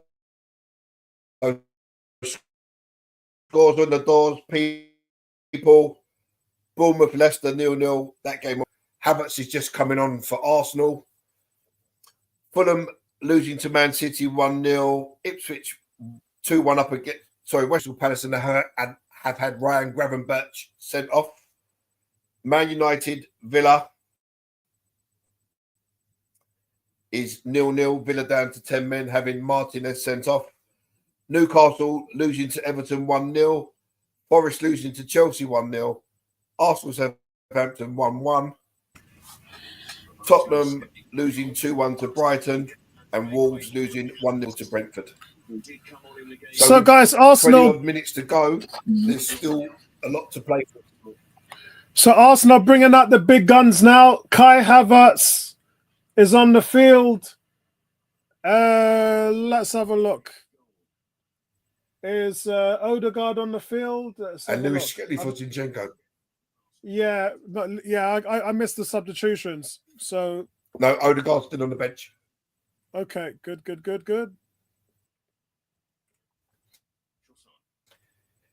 You know that Arteta was saying that Havertz has bulked up massively.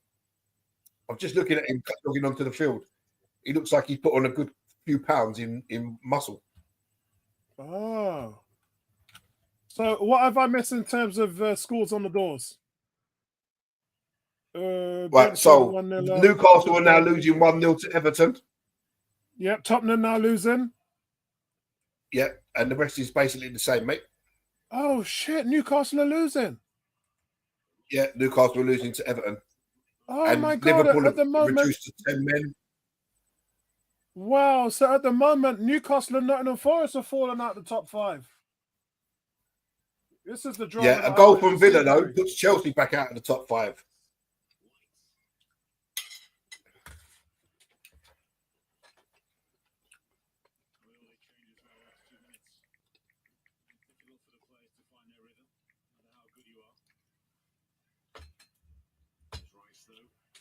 Wow. 18 saying, what you eating? I'm eating olives, anchovies, and cheese, mate. I'm on my diet. I've lost 12 pounds in the last 2 weeks, Gary. Oh, well done, man. Well done. I'm going on holiday next month to Dominican Republic for 2 weeks. Nice. So I wanted to make sure my belly looked good in my t-shirts. I didn't want to go in there with no beach belly. So I just have to make sure I don't. There comes Wanyeri as well. Wanyeri really being an influential force in the game, which is what I really like. You got to stop wearing them 3/4 length tops, mate. Oh, Kai Havertz nearly in there with a header. Southampton managed to clear all sorts of trouble with Kai Havertz. People forgetting how dangerous Kai Havertz is in the air. What's going on, Cranky? Big up to Cranky, man. I did send you the link, but everybody's chilling today because it's the last season. So if you're cool, you're cool. I'm going to see Reggae Boys on Tuesday. Don't forget, Cranky. Trinidad and that's at Tobago Brentford, versus isn't it? Jamaica. I see you out on social media. Yeah, you're not going to come to that, are you, Gary?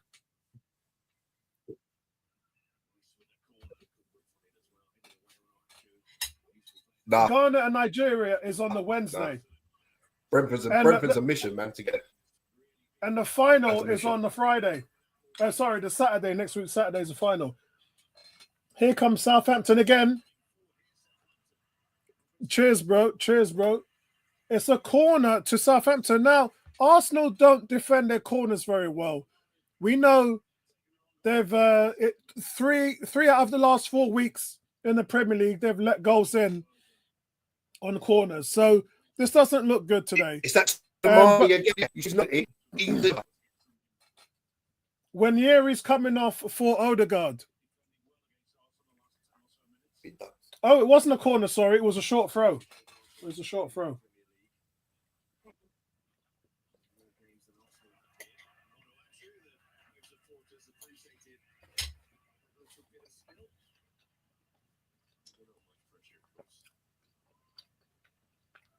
And Wolves have equalised now.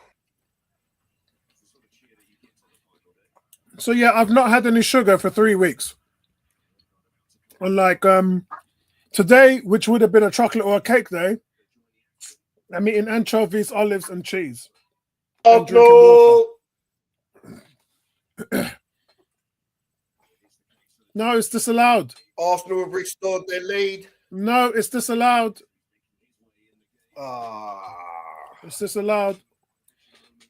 James is saying Liverpool have had a red card. What on earth is going on in the Premier League today? Ryan Gravenberch got sent off. Hey, Cranky, you know what made me laugh, Cranky? I said to Gary before today, I said, them man, Villa, Newcastle, them man would choke today. Too much pressure. Pressure looked like them lick them in the bottom. Pressure just lick them in the backside. Huh? 3 different captains we've had in this game. And here comes Arsenal on the attack Declan again. Rice So it's off still as captain. When Saka come on, he took the armband, and then he gets just given it to Odegaard. So 3 different. So at the moment, guys, it's still Manchester City, Chelsea, and Villa. Oh! No, another one. The flag is up. Not to worry, flag's up. So it's still Man City, Chelsea, and Villa that is going to join Arsenal and Liverpool in the Champions League at this stage. Yes. Nottingham Forest are 1-0 down to Chelsea, and Aston Villa are 1-0 down to Everton. Those are the 2 games to look for. And City, thank you, James. City have gone 2-0 ahead now. It's Haaland with a penalty. So City have that place on lock. Unless anything drastically changes, which it won't, Man City will finish 3rd. Not what I was hoping for. I was hoping for them to not make the Champions League this season. We'll have to wait until the court case verdict. I was hoping that organically they would drop out of the Champions League.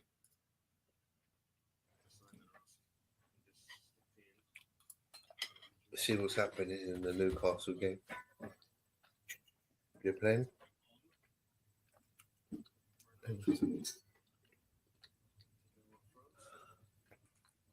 And Villa have scored! Aston Villa have gone 1-0 up against Man United. Oh my God, with 10 men. With 10 men. I told you they'd turn them over with 10 men. And I said they would choke. I said they would choke.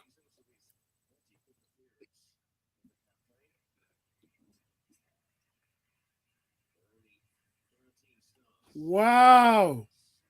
I said that man would choke.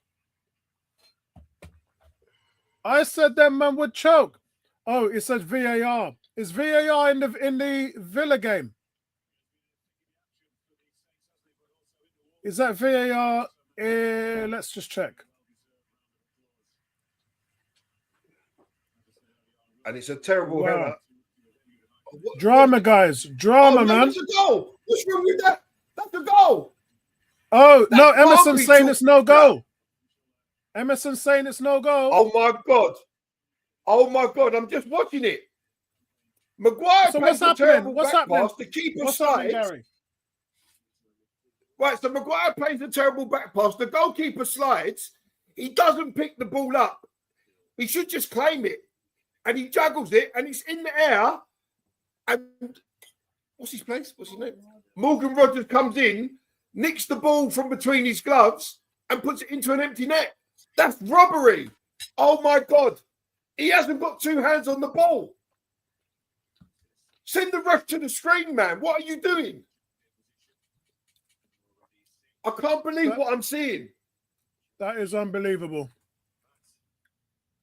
He's gone to pick the ball up, and he's juggled it between his hands. It's bounced off one, bounced off the other. And as he goes to claim it with both hands, Morgan Rogers just hits the ball against him, and it squirms out, and Rogers puts it into an empty net.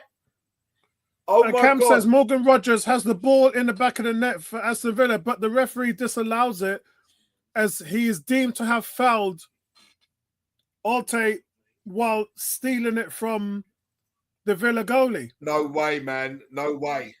Really? That is robbery. Absolute robbery. Oh, that is a terrible decision. When you see it, Apollo, you're gonna be saying, "Oh my God, how has that been disallowed?" He didn't have the ball at any point in two hands. At any point in two hands, he did not have the ball under control. Wow. Unbelievable.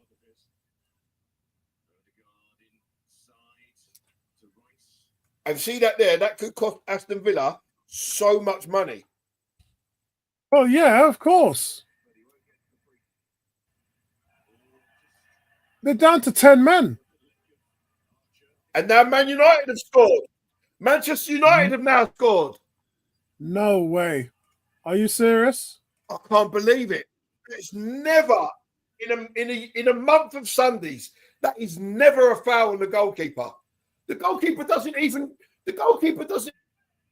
react. Oh my God. Like it's a foul.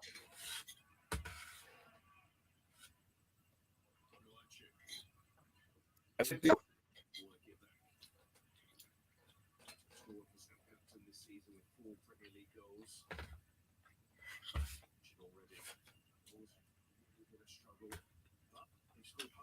can't believe it. Really can't. Can't believe what I've just seen. And we've seen some pretty screwed up decisions go against us. But honestly, that has got to be one of the worst decisions I've ever seen in football. So that now changes the table again. So it's now Man City, Chelsea, and Newcastle that look like they're going through. Unbelievable. Guys, Newcastle and Forest and Villa all losing. What a mess. The only team that's put their stamp on today is Man City.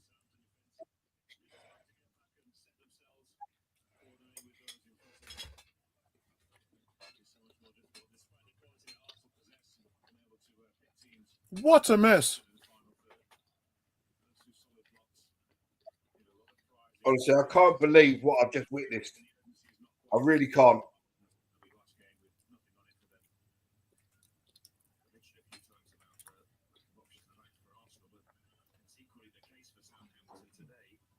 Wow.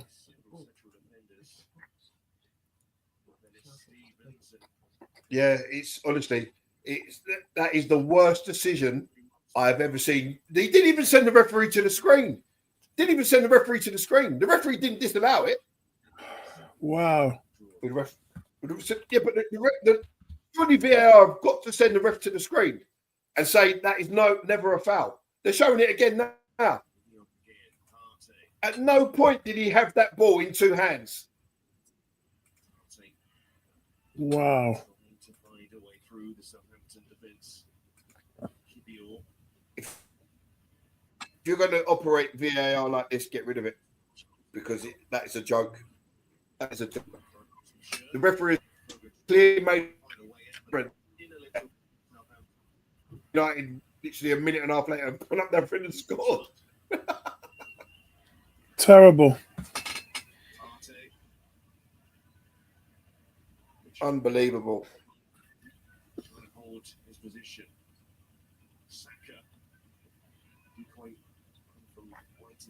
So Odegaard, Saka. Oh, go on. I mean, it's just Arsenal really just playing around with the whole, just playing with their food, doing what Jesus does. But I tell you what, guys.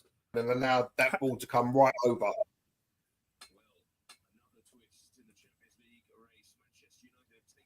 But I tell you what, guys, the biggest thing for me today, for all of you out there that are listening, the biggest thing for me today is the injuries and suspensions have ruined Arsenal's season to the point where the draws we've seen, I just said when I looked at the table, Arsenal have 15 draws, which ties the most in the Premier League. Only Everton has drawn more games.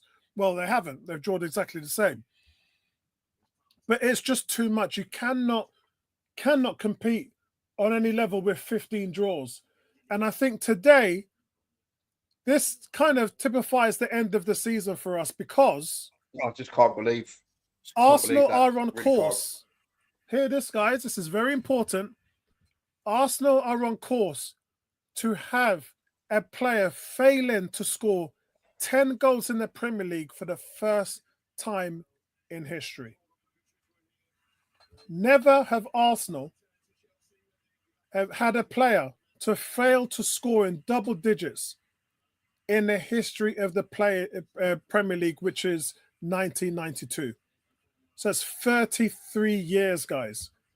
Arsenal have never had a player failing to score 10 goals. Now, it's not all bad because Kai Havertz has 9 goals in 22 games, which is quite a good return. Trossard, 8 goals, 37 games. Mikel Merino, 7 goals, and Bukayo Saka, 6 goals in 24 games. So if Kai Havertz scores today, he would have reached double figures, which would have kind of saved this embarrassment. But it'd be great for him because he's only played 22 games. If he scores today, Gary, Havertz would have 10 goals in 23 matches in the league. It's not a bad return, is it? United bringing on.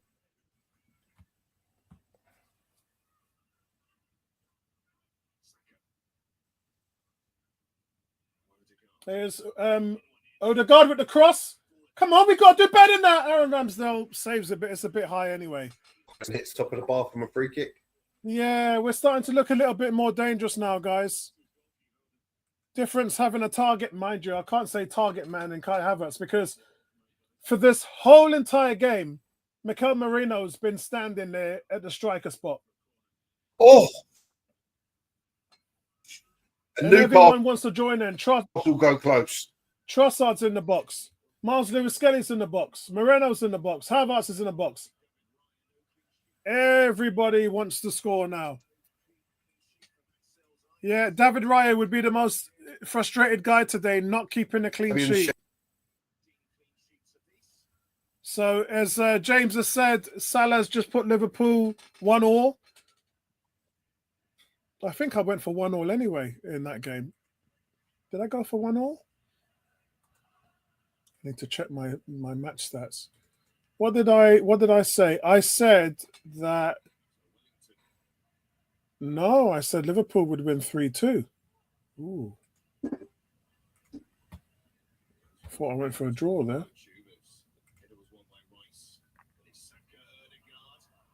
Yeah, Arsenal clear.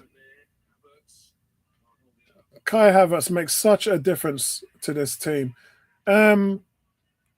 Is West Ham 3-1 up? Oh my word, they are 3-1 up. How did I not see that coming? Arsenal have restored their lead. Who is it? It's go back into the Odegaard. lead. Is it Odegaard? Bang on 90 minutes. The captain. Bang on Martin 90 Odegaard. minutes. Yep. Wow. Bang on 90 minutes, mate. That saves the embarrassment of tying Everton with the most draws in the Premier League this season. That's so bad. That's so bad. Brighton 3-1 against Tottenham. Normal service resumed at the Lane. Yeah. I think that's the score I predicted for them. We're really closing down on this, guys, now in the final minutes. And it is Man City. Man City are clear through. That's not going to change. They're going to get into the Champions League and finish second. It's now down to Chelsea and Newcastle. Chelsea are already through because they won 69 points. That's a great finish from Martin Ellie, what are you doing, man? Right. You see what happens when Martin Odegaard gets them on target, and he has over the last few weeks. Against Liverpool, against PSG, Odegaard's really been striking the ball well. Is this a sign that we're going to get our captain back for next season? Yeah, then that's really just a show of what he can do.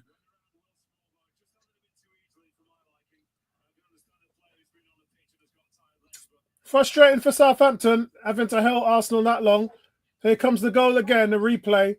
Odegaard starts the move on the right. He tops off to Zinchenko. Odegaard is 30 yards out. And he strikes it low in the bottom right corner of the net.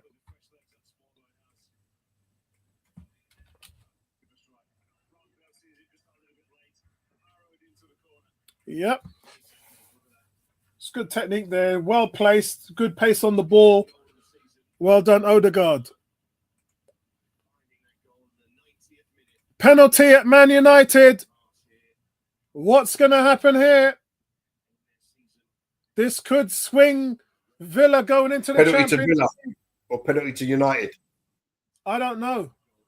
It just says James just says penalty. It's penalty. Man United. It's a penalty to Man United because Emery's gone and sat on the lips and he's tapping. Oh, that's harsh. That is harsh. So the ball is played through. It's running out of the area. Penalty to Man United. Ooh. And Matson goes with it with the yellow, and he's stood on his boot. So it's a penalty at Man United. That's not going to change anything. Villa are already 1-0 down. Yeah. And Bruno Fernandes has scored. He's scored, yep. Would you take Bruno Fernandes? Yeah, it's now 30 years old. Would you take Bruno Fernandes? 30 years old. Eriksen to back up. Sorry, and he scored. Back up to Odegaard. Gary, would you take him? Bruno Fernandes. Oh. As a backup to Odegaard. No. Oh wow. No. As a backup to Odegaard, you wouldn't take him. Oh wow. We need someone to lessen Odegaard's minutes. I don't want to see Odegaard starting more than 27 games that season. But you know what it is? Arteta's built something, right? Built something, and you've got everything. But that's not going to happen, is it? We know that's not going to happen. So there'll be 7 minutes added on, guys, at Arsenal. Saka is down as well, so England fans are not going to like that. Personally, I'm not bothered because I don't really follow the England national team. But it's not good that Saka's down. It's 7 minutes added on here at Arsenal. I don't know what the time added on is for the other teams.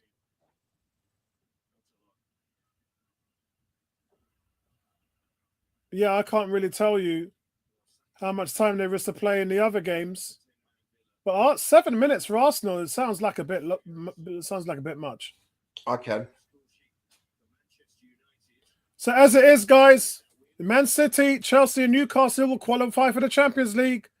Villa will qualify for Europa, and Nottingham Forest will head into the Conference League. That is so bad after Forest have been in the top 4 for most of the season. Guys, this injury with Saka doesn't look good. This injury with Saka does not look good.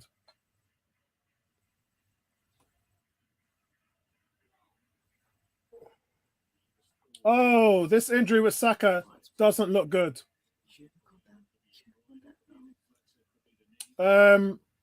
He might have to be stretchered off. Is he walking? He slipped on the turf. He's back on the turf and extended his knee. He'll run off the final minutes. Yeah, he's going to run off the final minutes or so. Just take him off, man. What's the point? Yeah. No need. So Tottenham are now losing 4-1. Oh my God. And the Brighton fans are singing Tottenham Hotspur, you should have gone down.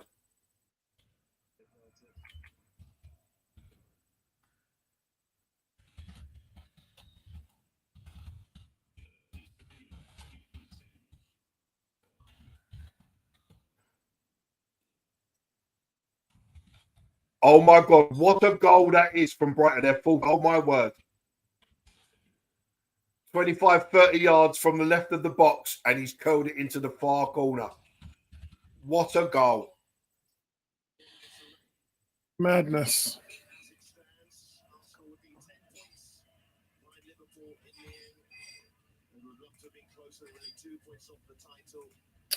Wow.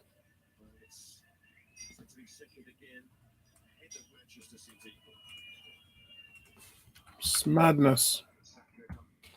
I mean, it's embarrassing for Tottenham. It's just embarrassing. Take Aston Villa to score 2 goals in whatever time remains. True.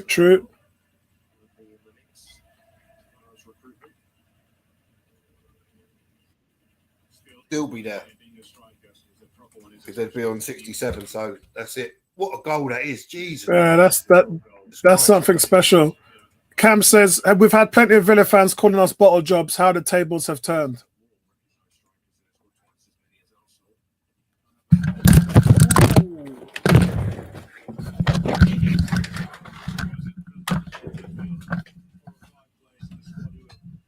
Gary, can you hear me okay? Microphone just went crazy for a second. There's 8 minutes added on in the Chelsea Forest game. Okay, Gary, can you hear me? 1 2 1 2. Yeah, I can hear you loud and clear. Good. Oh, this is madness, guys. I kind of thought Villa was gonna suffer today, and they definitely are. I thought somehow Forest playing at home was going to pay dividends for them. It has not. So it looks like it's going to be City, Chelsea, and Newcastle in the Champions League. How do you think that's going to play into Isak staying? Yeah, Tottenham's finished 4-1 to Brighton.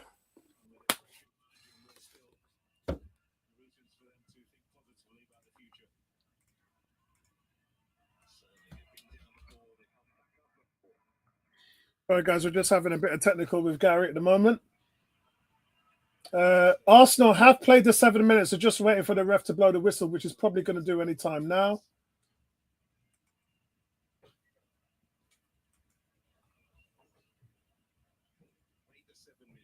Yeah, we've already played the 7 minutes. What's this referee on?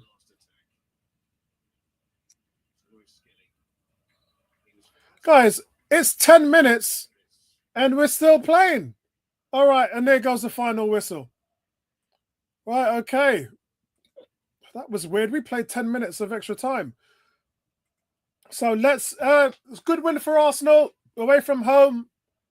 Finish on 74 points. Disappointing with the draws, but we'll cover that in other videos. Time for us to look at what's going on in the qualifications. It's City are through. We don't have to worry about that. That's the game over. Chelsea are still 1-0 ahead with. Can I move to the Chelsea game? Let me see if I can switch it to the Chelsea game. They've played 5 minutes of injury time so far. Yeah, Forest would have to score twice in the last couple of minutes. Oh, bun them. Yeah, they're gonna have to get 3 goals in 2 minutes. 2 goals in. Right, let's go to the minutes. Tottenham game. So that's it. Season done, dusted. The Chelsea game. Yeah, I'm watching Chelsea Forest at the moment. No, they've played 8 minutes of injury time. Chris Woods has just. What is going on? Chris just blasted the ball over the line from 6 yards. Sorry, I can't watch this choke fest. Absolutely madness going on here. Do you know how many chances Chris Woods has missed in this game? That's 3 chances now.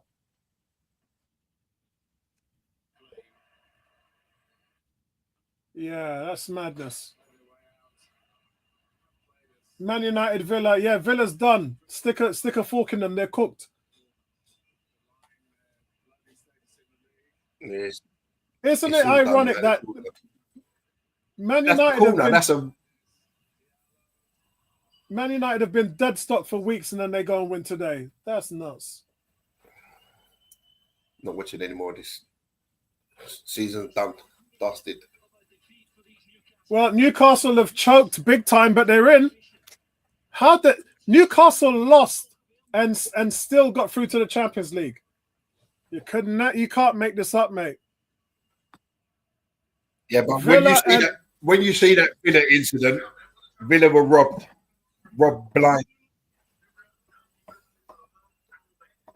I mean, Newcastle are playing at the moment. That's a great save by Jordan Pickford. Newcastle are playing at the moment without knowing that they've already qualified. Their players are frantic. Mind you, their fans would know. Their fans in the stand would know. But the players on the pitch won't have any idea what's going on at the moment. Yeah, they wouldn't have any. They wouldn't have any idea. Yeah, good support from Arsenal there. What a day of drama, guys! An absolute day of drama. It's I didn't get. Mind you, the only prediction I made was that Villa was going to choke, and they choked. So that's at least I've got that right. At least I've got that right. Let me put this on the football chat.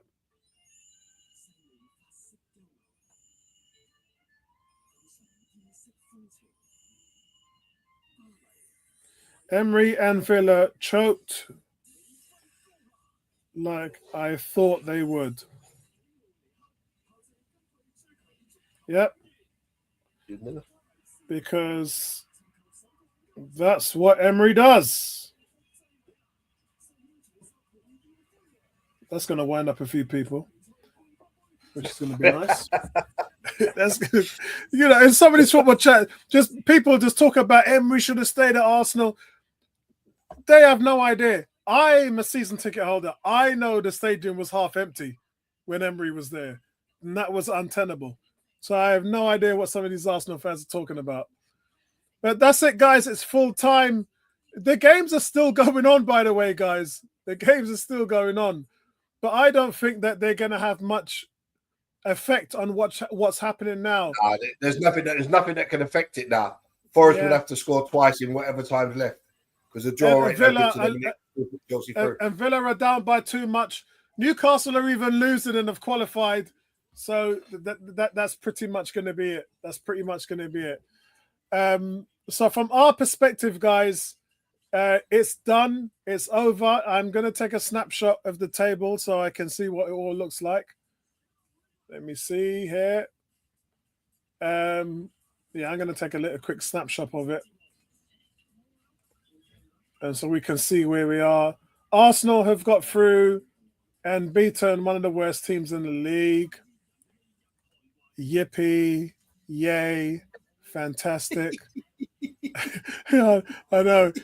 You can feel the air going out the balloon, can't you, Gary? You can say it. You can feel the air going out of the balloon, man. We just drawed so I'll tell many you what games. the biggest shame of today was. You know what the biggest shame of today was? Like I said before, normally there's one of them clubs in the bottom three that have that opportunity. If they win on the last day of the season, the team above would get relegated. True. And that would have been Spurs. Had Ipswich or one of them teams been within range and won today, Spurs would have got relegated.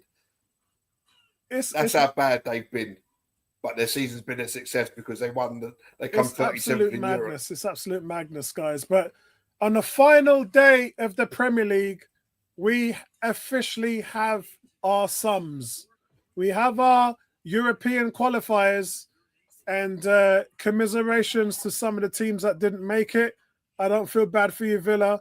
I actually wanted Champions League because the Forest story has been really, really good. I don't know what they're going to do with manager now. What are they going to do with a manager now, Gary? That's going to be a weird one. Yeah, Nuno. Yeah, I think Emery will stay. I can't see him sacking Emery. I can't see him sacking him. I'm talking He'll have about a chance Forest to win the Europa League again. He likes that competition. Yeah, I'm talking about Forest. Yeah.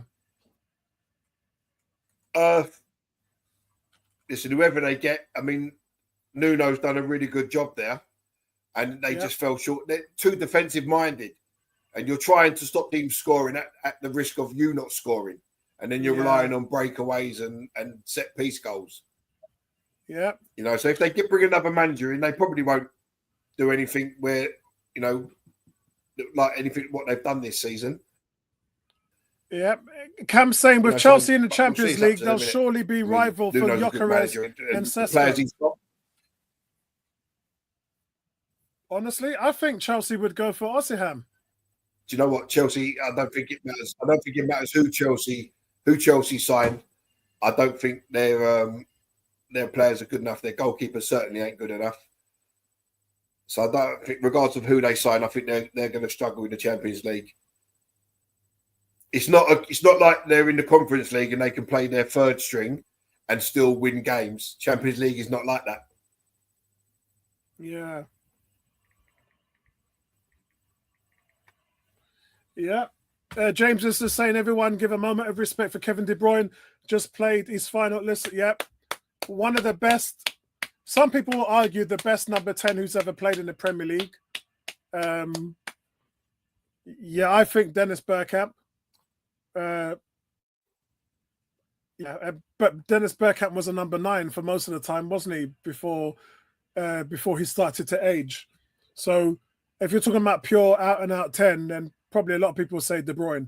If you was to do, this is how it is, guys. If you was to do an all Premier League team, then De Bruyne will get there as the number 10. So that kind of, yeah. Tony says again, he was the best 10. I think so. But I think if pundits were to do a Premier League all 11 team, I don't think they'll put Bergkamp in. I think that they would put Kevin De Bruyne in. I think he would unanimously be chosen as the de facto number 10. But you know what? It's up for to Odegaard to chat. Odegaard is 24 years old. He's got his whole future ahead of him. And we're going to be getting a killer striker next season. For me, if I'm Odegaard, I'm trying to hit that 20 assists that De Bruyne and Thierry Henry have hit. That's what I'm trying to hit. So Liverpool win the title. Arsenal second. Man City third. Chelsea fourth. Newcastle fifth. They go into the Champions League. Aston Villa goes into the Europa Cup, and Nottingham Forest goes into a competition which I can't even remember the name of. Is it something like Intercontinental Europe or some rubbish like that? Conference. Yeah. Whatever it's called. Europa Conference. Europa Cup. I don't even know what that is, mate. Conference League. What is that? Actually, they don't go into it. They go into the playoffs, Gary. Yeah, and then if they get through the playoffs, yeah, that's right. Yeah. So look, commiserations. I think Forest. I wish that they only went. Where did it go wrong for them? Just like Gary said, they played to defend. When Chris Woods is your top goal scorer, that tells you everything about where you are as a team in the league. And if they had, the injuries to their number 2, what's that, Aniomi? He was injured, and that was a freak injury. And so they lost him. And quite frankly, that's right. Yeah, that's right. I think if they had him, then they definitely would have finished in the top 4. Who can we take from Forest? I'll tell you who I would take from Forest. Hudson-Odoi or Ilanga. I'll take them straight. Really? Both got pace, both can deliver, both can score. Ooh. That's a tough one. There's no one else, or people say that Gibbs White, but I'm not too sure about Gibbs White. Yo, Yolanda, I haven't seen you in ages. Big shout out to you, man. I hope everything is going well. Hope the family is good. I hope everybody's sweet. So shout out to you, man. Cranky, what's going on, Cranky? Cranky just a chill, man. Cranky just a chill. What's your thoughts on the game? Not really much to talk about the game. It's more about top 4, top 5, who went through, who deserved to go through. It's such an anticlimax when you're a team like Newcastle and Tony, you lose. To nick someone from Forest, we'd have to deal with Edu, innit? Probably, but yeah, it's the fact that Edu's gone there though, and they haven't qualified is probably it's sweet tea for me, man. I like that. But Cranky, what's your thoughts overall?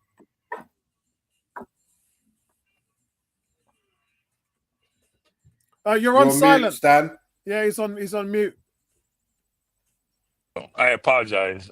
Frankie, you're on mute. Can you hear me? Yeah, I can hear you now. Yeah. Now I'm saying it's been somewhat of a disappointing season. I think we only lost 4 games this season. Just like Liverpool, we have too many draws. We lose too many goals from winning positions. We now know. Well, we did win a trophy. We won a trophy yesterday.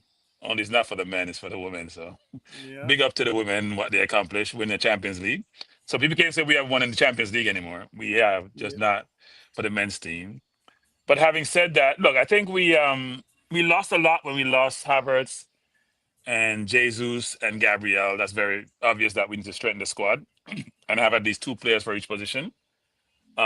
We know what we need as a team because this season, having finished second twice and now second, third, we know what we need, and it's a very disappointing we didn't win the season because Man City, who has always been the dominant team in the league for the last number of years, fell off this year.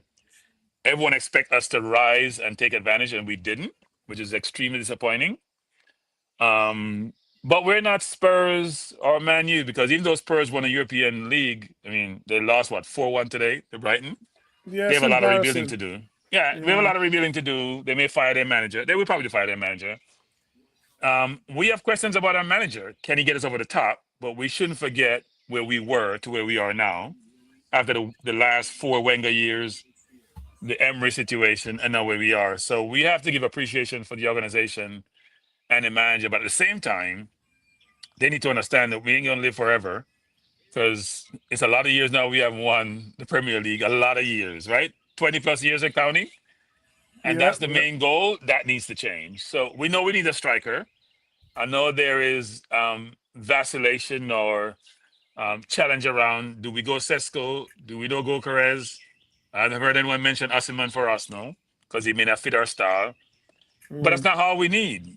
we need dynamic wingers apart from just Saka, and even Saka sometimes have ups and down games. And we also need someone in the middle who's going to put the ball in the net. Now, Rice may be doing that more and more, but we have to figure out a way to have a team whereby we become as dominant as Man City were, and not go back to, struggling to get to the top. Right? We have a few injuries and we struggle. That shouldn't be the case. And we may lose Gabriel this year, actually. Yeah, because I can see Calafiori coming in at centre back, even though that's two left-footed centre backs. But I definitely see something like that happening. I mean, Gabriel last year didn't play the first 3 games because of Saudi interest. Saudi's not going to go away; they're going to come back. It wasn't because of Saudi interest, but yeah, I get your point. But I heard Saudi interest. You may hear something else from Coney, but I heard Saudi interest, and that was caused the conflict. And I'm sure Saudi's going to come back for some more of our players, including Gabriel, because people don't understand. Well, you're not from Europe, and you're from South America. Grew up in challenging circumstances. Money talks. Yeah, this misconception that I shouldn't leave for money. That's nonsense. If you're, but I think what he has to look at is the amount of players that have gone there and run back. Yeah, but all I need is 2 years, Apollo. That's 5-6 years worth of. That's about 8 years. 2 years is 8 years worth of English money. Okay. Hey, Cranky, Samuel Eto'o could barely do 6 months. No, but here's the point, though, Apollo. So Ivan Toney's making what, 250? Yeah. He's making 50 at Brentford. Yeah. That's 5 times his money. And that's before taxes. Yeah. So the taxes in the UK, he's probably making 27,000 a week. In Saudi, he's taking 250. That's 10 times his money. He only needs 1 year. That's right. He only needs 1 year to make that money over 10 years. Because his career is going to be, 10 to 13 years. So people don't understand the financial implications drive decisions, right? But that's what Ossiham wanted last summer. And in my opinion, I think he left it too late. But he's already told his agent, I want 400,000. And he's got making no 2 something now, right? He's only making 2 something now. Yeah. Now he wants a lot more than that, man. But if he can get that at Saudi, because remember, Cranky, all them players that went to Saudi 2-3 years ago, they're finished and run down. The only one I would say there's a couple. What's the guy who played the Wolves captain? What's his name again? Oh, yeah, I remember. We were thinking about him, Neves. Yeah. Ruben Neves, yeah. He is the one that's still got good legs in him. There's still some decent players out there. But I think the word is out now that all this talk about them coming into the Champions League, as in the qualifiers, that's not happening. So that's bad news, because that means if you're Al Hadiya and you win the Saudi League, you're not going to be playing in no Champions League. And I think that they were dependent on that a lot, because that would have boosted their league tenfold. But Europa said, nope, not going to happen. So that's a problem. They've not really attracted last summer as good a players as I thought that they would, like Ossiham, etc. That was a letdown. So this summer is very important to see where Saudi goes, But they still have the money that they're throwing around. But I think their owners would be looking at that investment that they made 2 or 3 years ago and seeing whether they had a return on their investment. Because as good as this money is in business, if you don't see a return on your investment, you ain't doing nothing more. I think they're playing the long-term game, right? They're playing the long-term game. They print money, right? They have oil money. They're printing money. Everybody needs oil. They're playing a long-term game that they do with golf, which is saying, look, the money they're spending is extravagant. I don't know how it's sustainable. But they're trying to figure out to start with old players like the MLS did. But MLS revitalized their league by now going much younger, but going outside of the Caribbean and going to South America and even Europe to get players. Yeah. And if you look at MLS team valuation, it's next to European teams. Yeah. In fact, some of them are valued more than European teams. Yeah. Because they changed their business model. So Saudi, at some point, it's hard to go that far in the Middle East, though, with their restrictiveness in terms of how they operate. Exactly. But the money, so if I was a player, even if I'm young, I'm going for 2 years and then I go play wherever I want to play. That's true. I make That's the money a good first. point. I go for 2 years. I make 10 times the money I make someplace else. And I go play in Europe someplace because my skills going to be very similar still. Which is why I think I'm sorry. I think Victor Ossiham is the right age. He's 26, Cranky. Yeah. He's perfect to go there for a year or two. Come back when he's 28. He's still in his prime, remember?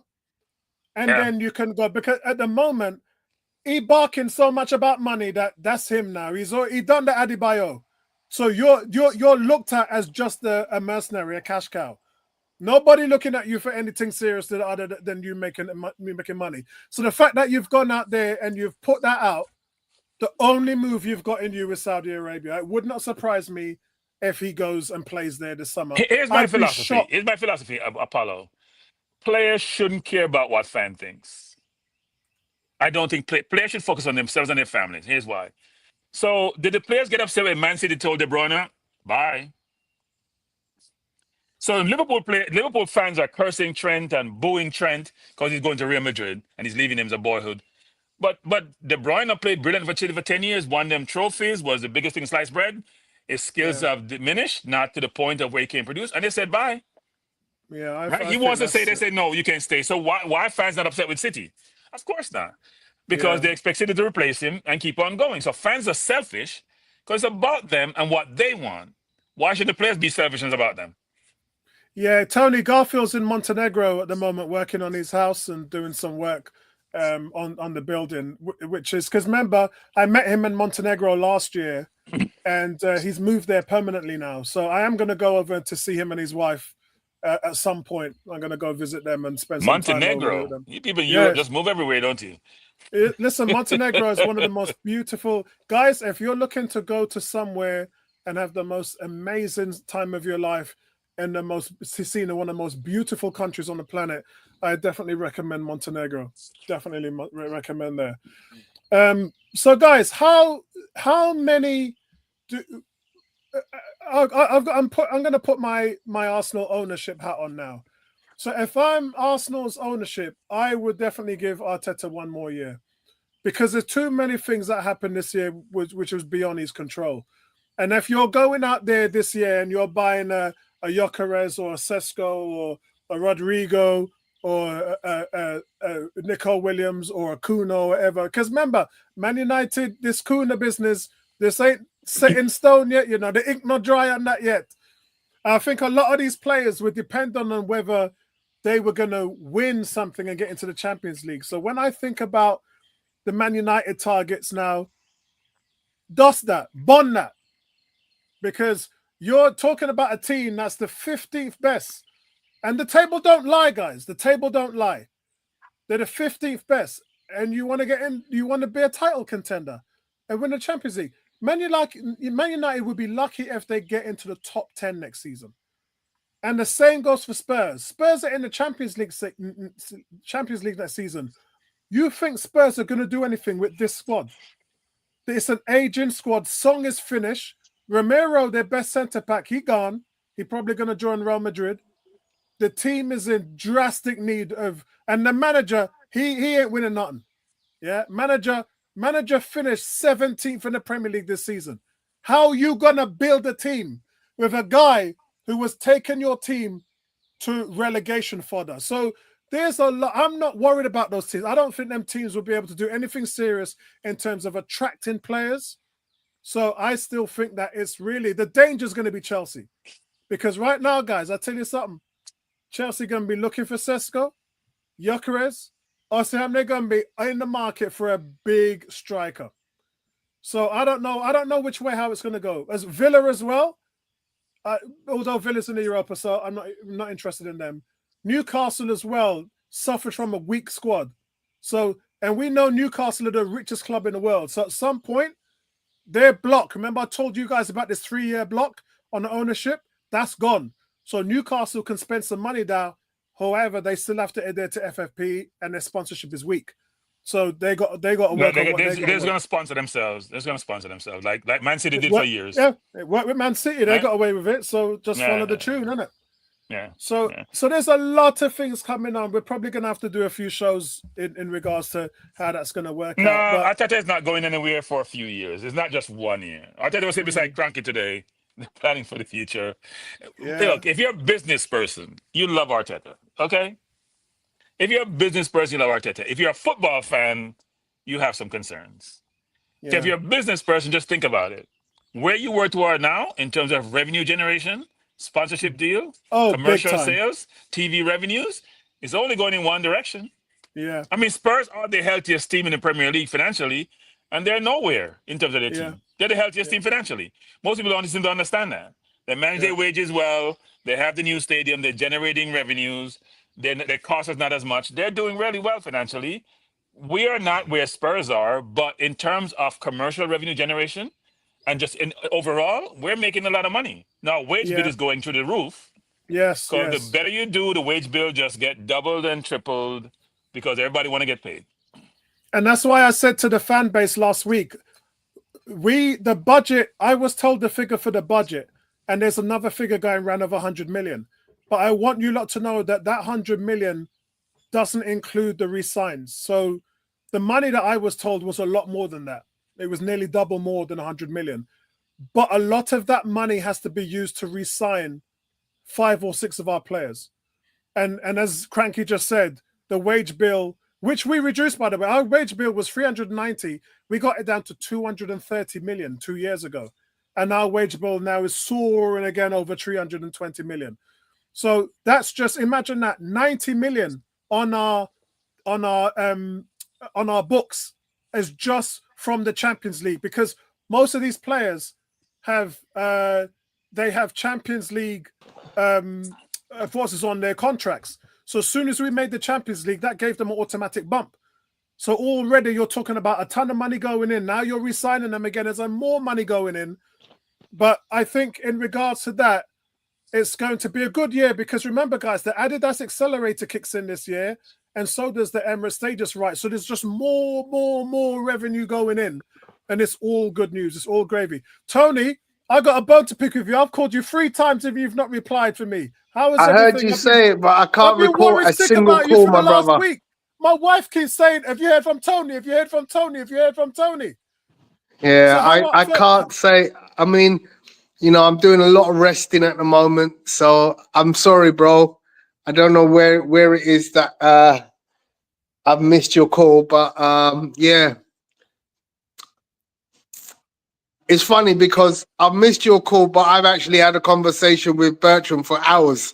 Me and Cranky have been on. We've had a full length breakdown, and So don't worry, we'll catch up. We'll catch up off air. We'll catch up off air. But I mean, we're all just talking about our thoughts and everything. And we'll probably have to do it in another video in more detail. But overall, your thoughts about giving Arteta another year? You're good with that, yeah? yeah, absolutely, he deserves it. From whence we came, and when we look around us and we look at what other managers are doing, then I'm more than happy with the progression, and I can see that those progressions to me will at some point in time meet with the opportunity to win a title of some sort. Obviously, we're primarily interested in the Premier League and the Champions League. I feel like those two are very close to us at the moment. And going back on top of what Cranky was talking about, and this is the most important part, guys. 3 years ago, Arsenal was bringing in 370 million. They're now bringing in over 600 million in recorded revenue. Yeah, in their financial state. So we're going to be coming out of our 5-year deficit in the next 12 months. But the point is, your revenues are going to be climbing up more because of the deals. You get in these deals, by the way, because your team is, semi-finalists in the Champions League. You finish second in the Premier League, and it's not the second place, guys, in the Premier League. That's not it. That's not how Premier League revenue works. It works on that amount of games that was shown, and there was more Arsenal games shown this season than any other team in the league. So Arsenal are printing money. So we can talk about trophies as much as we like, but the fact is, this year Spurs made 35 million winning the Europa Cup. Arsenal made 112 million in the semi-final of the Champions League. And so when you're sitting next to your owner in the stadium today, your owner love you, because from a perspective of what is brought to you as a business, you're not sucking a man like that. In fact, you're just not. based on what you just said, I think it's also important to note that the girls, I think their revenue for their Champions League run and their season also comes out around 30 million. I mean, it's small in comparison to the men, but it's still significant when you consider that is fairly close to what Tottenham are making. But Tony, that's why Gary talked about this. Gary addressed it. Gary, you can go after me if you want. Gary's talked about this is the first full year of them being in the Emirates Stadium. And there's a difference. Meadow Park, around 5 minutes around the corner from me, the amount of money that generates having 3,000 people there in comparison to the Emirates. Now, the Emirates deal's different. When I talked to Danny, the owner of Bournemouth Football Club, a lot of that money goes to them, 75%. But at the Emirates, the ladies get a 50% deal. So if they sell a ticket for £18, they're only getting £9. But when you surplus that with the 50,000 going, your profits and your revenue is not in question. It's not even close. The numbers are not close. So it's good. And what that means is that we're able to pay Arsenal ladies more. Now, you guys know we bagged a few players from Barcelona. Yeah, I know there's a lady who plays for us who just won a Champions League with Barcelona. She just won it again with Arsenal this week. Her name just escapes me because I'm in that position right now. But it just goes to show the amount of players that you can attract. That's what they can do now. Gary?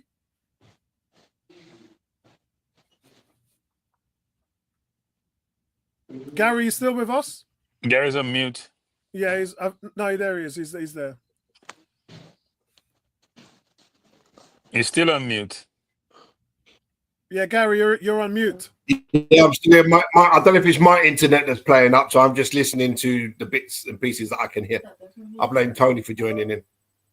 Nice to see you on, Mr. Cox. Another reason for that is we normally stream at 720p so I can handle the load, but I just thought I'd do 1080p today just to see if it handles the strain. I've got 1 gig internet anyway, so it doesn't really bother me. But sometimes we do get a bit of a pull if there's a lot of guys in it. But I think I'll continue doing the 1080p because it should be fine now. All the technology and the servers that they've got is pulling a lot more, and so we should be able to have not a problem. So Cranky, I know you're probably the most outspoken about Arteta. My belief is if he doesn't get it done next year, then do everything you need to get Jurgen Klopp in. When I saw Jurgen Klopp at Liverpool today in the stands, he looked 10 years younger. People don't realize, Cranky, how much this job takes away your life. Like being the president of the United States. When I see Obama going from black to grey in a little piece of time that he was there, it's a stressful job.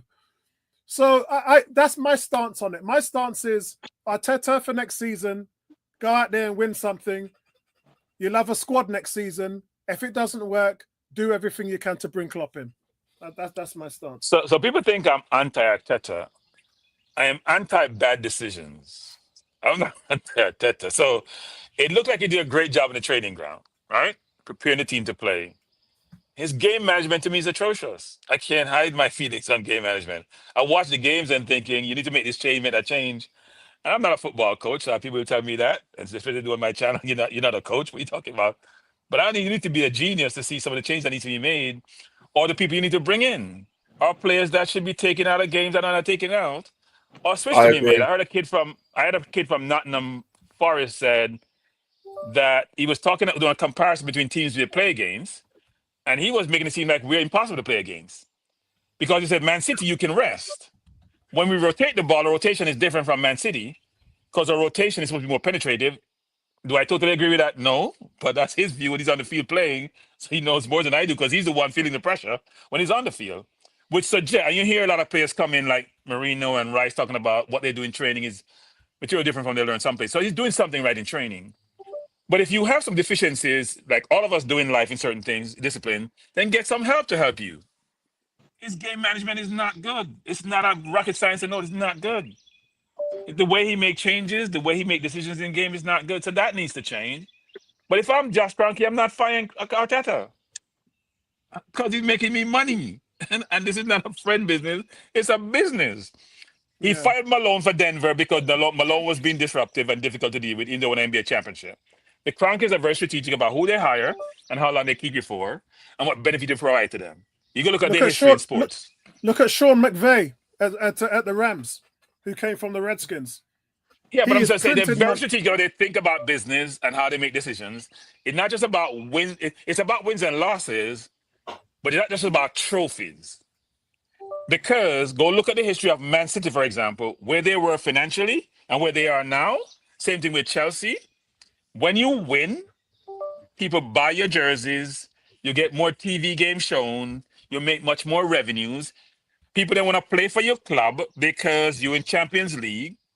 We came second, we came fourth. That's much more money next year than we had this year. I'm telling you. The women money made double because they won the Champions League. Right? So you should be winning trophies because it helps. But if you come second or you're on the fringe of coming first, your money's going to keep going in one way. Here is also important, Apollo. We play attractive football. So if we were a dud, like an Inter that wins, but, put 10 people in the box when they play Barcelona, people may buy your stuff, but they're like, I'm not feeling you that well. You play attractive football. You finish high in the table. You're attractive in terms of your team is young. The upward seems where you're going. You can't fire Arteta. No matter how much I may complain about Arteta and what he does, you ain't firing Arteta. Not for the next 2 years minimum. Don't think about no because we don't win next year. Now, Arteta needs to win something for his own legacy, for his own growth, for him to show people that he's a very, very good manager. We have to remember he came straight from the training ground to be the manager. He didn't have some managerial stint someplace else, right? So, Paul, you always make excuses for him that he's learning on the job. Well, you're 5 full years in now. You're a veteran because most managers don't last 5 years. So go show your worth and go win something so we can all celebrate you. And if you win a trophy, Arteta is here for another 10 years. Watch my word. If he wins a trophy, he's here for another 10 years. Like a Yeah, Wenger. I agree. So, Yeah, my somebody's just asked something in the chat. Yeah, agreed. They were asking about my numbers because I just talked about the 600 million mark, which is astonishing, guys. It's like I don't think people realize how much money this is that this team is generating. I think right I now. showed it with Tony. Tony, we showed that number went from 300 something to 600. And we compare, I think Real Madrid is number one, right? I think Real is one. When you look at the table for all the teams. So here's the table, guys. So this is what I'm talking about. So I'm talking about now the jump in match day. So can you see the blue line on the bottom? We can't see the legend. We can't see the legend. We got to see the legend. Just the blue, the black, and the gray. We need to see that. Can we see that? Right, hold on. Because it will explain the numbers. Hold on. Let me make it smaller. Good. Okay, right, good. Okay, here we go. Right. So the most important number to the fans is the bottom line, because the bottom line it dictates how much we pay. Right. And so fans will complain about ticket prices and things like that. So the number at the bottom is the number that the fans pay. Notice this one was the year of COVID, where there was no fans at all. So that's the money that the fans have to put out their own pockets. The most important number for the team's transfers is broadcasting, because most of our transfer budget, and I'll say that again, transfer budget comes from broadcasting. And this number is increased significantly. The last number, commercial, is most important for the owners. And that's because of operating costs. So these 3 different sections affects the club in various different ways. And what we're seeing now is this jump over 600 million that we've got now is absolutely insane. However, it's a scaling, rotating number that reflects on our wage bill. I said last season our wage bill jumped 90 million. It's probably going to jump probably another 30 to 40 million next season, based on the amount of money we have to pay contractually and players coming in as well. So this is just who we are now. Apollo, this is important. The problem we're going to run into, every player we bring in now, at least most of them, because you want to go for the Gold Careers and the Sesco, their wage is going to be significant. Yeah. right? They're coming to you. The sign-on fee, the wages, the transfer fee are going to be significant. And significant in terms of... Yeah, but what you got to remember, Cranky, you got to remember that there's going to be players leaving, which frees up money on the wage bill. Yeah, but it's not So the same, if right? It's not the same. Sesko comes in on X amount, other players are leaving to cover that Yeah, amount. but the people coming in going to cost more. Trust me, they're going to cost more. Your striker is not taking less than 200K. Yeah, but everyone at Arsenal is pretty much on good wages, right? Yeah, no, he's on good wages. But I'm just saying, a Jorginho is probably 1 something. A Sesko is 250. Yeah, so yeah, if you lose a Zinchenko and a Jorginho, that covers Sesko. You're losing 2 to gain 1. That is true. But don't you have to replace them? Yeah. Yeah, but I think ultimately salaries we're in that zone now. Yeah, we can't not say we're in the zone where, you know, one time we didn't have anybody on over 300,000 a week. We now have several players over 300,000.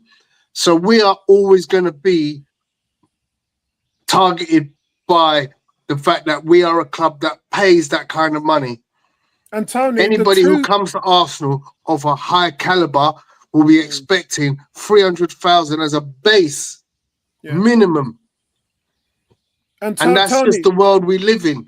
You know, much like when you were working in your field, Cranky. You know, you knew what your worth was. You wouldn't take a penny less. Yeah. And I think it's something that we as fans can't really appreciate because we're not working with those kind of figures. But we have to kind of understand that when you enter into a field of work where, you know, salaries are at that amount, you know, you look at like, say, BBC, they were paying Gary Lineker some exorbitant amount of money. Now, anybody who they think about is going to be the takeover for Match of the Day next season, they know Gary Lineker's wages was out there in the ether. Everybody knows what he was getting paid. So if you go and you say, I want you to be the head of Match of the Day, guess what? Your salary has to match Gary Lineker's before he got knocked out the door. That's just the world. That's life. I think Gary, is Gary talking to us or is he on mute? He's on mute. Go ahead, Apollo. You're on mute, Gary. I think he's talking to somebody else. So, Tony, sorry, I was just number one. Bring people up from your youth. That's all right. Bring people up from your youth system. Like we already know Max Dowman, and there's actually 2 players that are coming and moving up. So that helps your squad numbers. The second thing is what Pep said last week.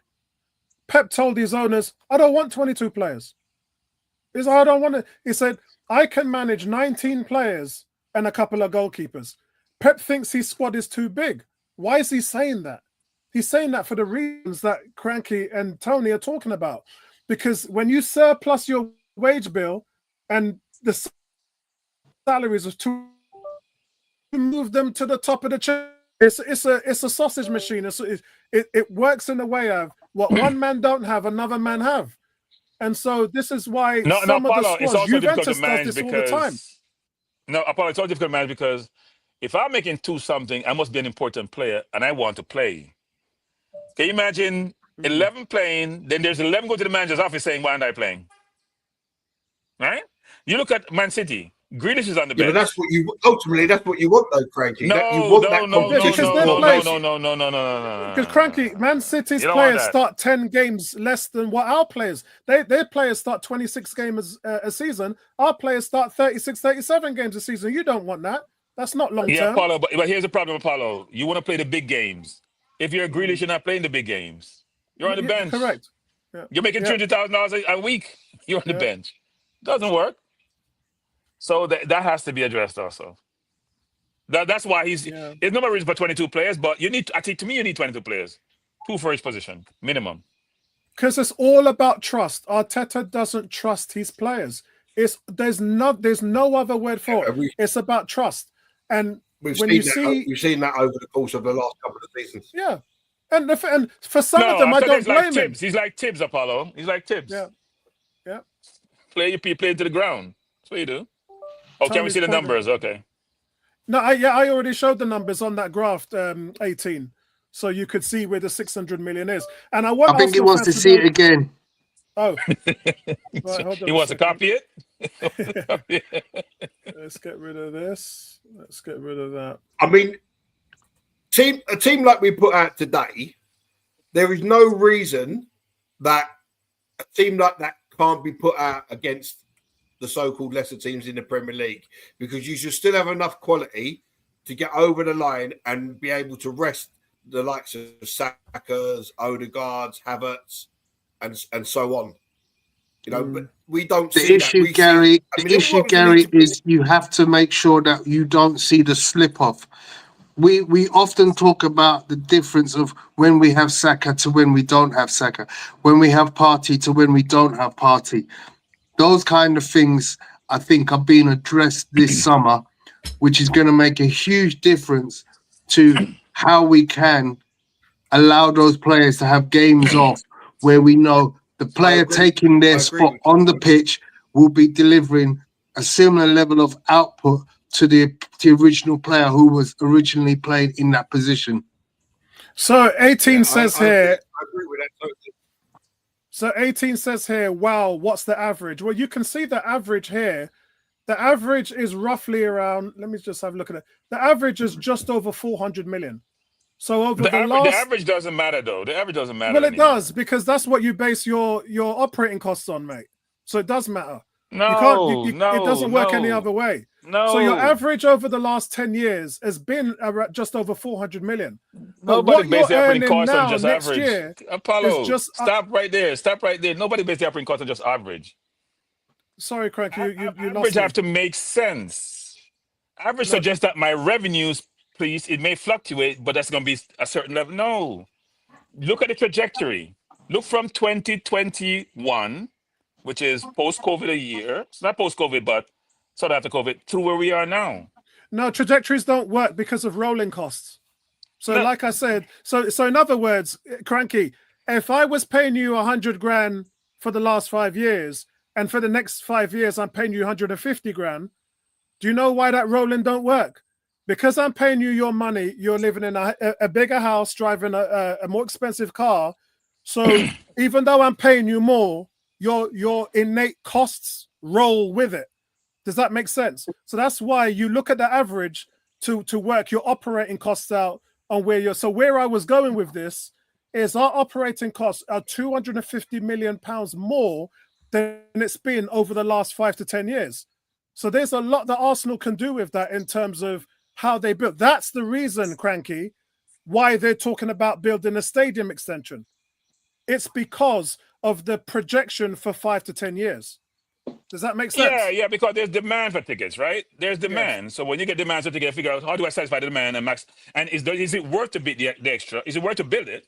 Because if I project out my expected revenues versus my costs, and they may use a 5-10 year. How people are going to use for recoup their money? Normally people use about 10 years, right? I get a 10% return over 10 year, simple interest. Then but at the end of the day, if you just use an average, okay, what period of time are we talking about for average? You talking about 10 years, 5 years, 4 years? What period are we talking about? Yeah, I've looked at 2015, which is right here, which actually, Cranky, is the first year that we made over 400 million. So we're in 2025 now, so that's 10 years. So we can claw out what the last 10 years has done for the team, and we can see here it's been around just over 400 million. No, but then you have to carve out COVID, because COVID is an aberration. Yeah, you have to carve out, look at the COVID years. Right? I'll take it out. COVID. I take it out. Yeah, I take it out. So if you go 2017, we dipped in 2017, 2018. I'm not sure if we may have been to Europa League. You have to look at what would be my normalized revenues in a regular year, right? Which is kind of hard to determine between COVID and where you are. So you're a slave to Champions League. You're a slave to Europe in essence.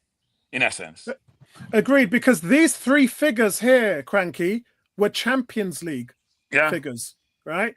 And then this last year, you can see there that Champions League money rolls, doesn't it? You see how it incrementally just rolls like that? But the reason why this has happened is because you're getting to a semi-final of a Champions League. And with that comes all kinds of costs in regards to how it affects the black and the grey. What we have to do is understand that this figure, the light blue color at the bottom, has to stay at the level it's at. Otherwise, you'll have disgruntled fans.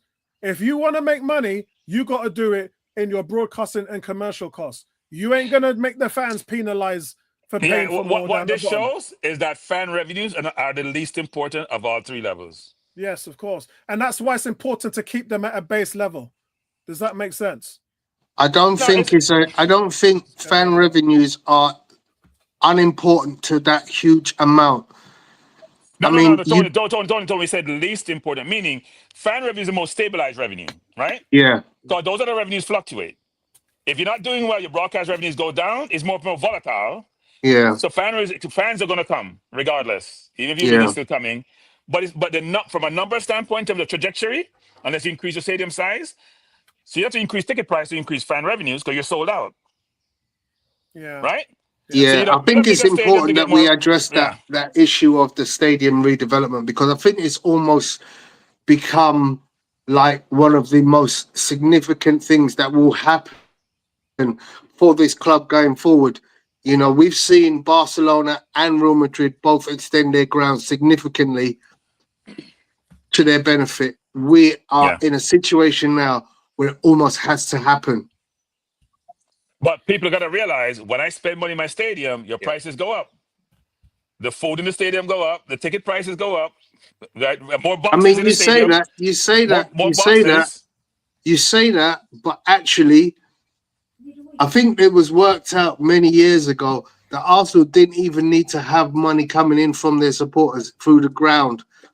They were making so much money in other places, primarily broadcasting rights and commercial, where they didn't need the revenue.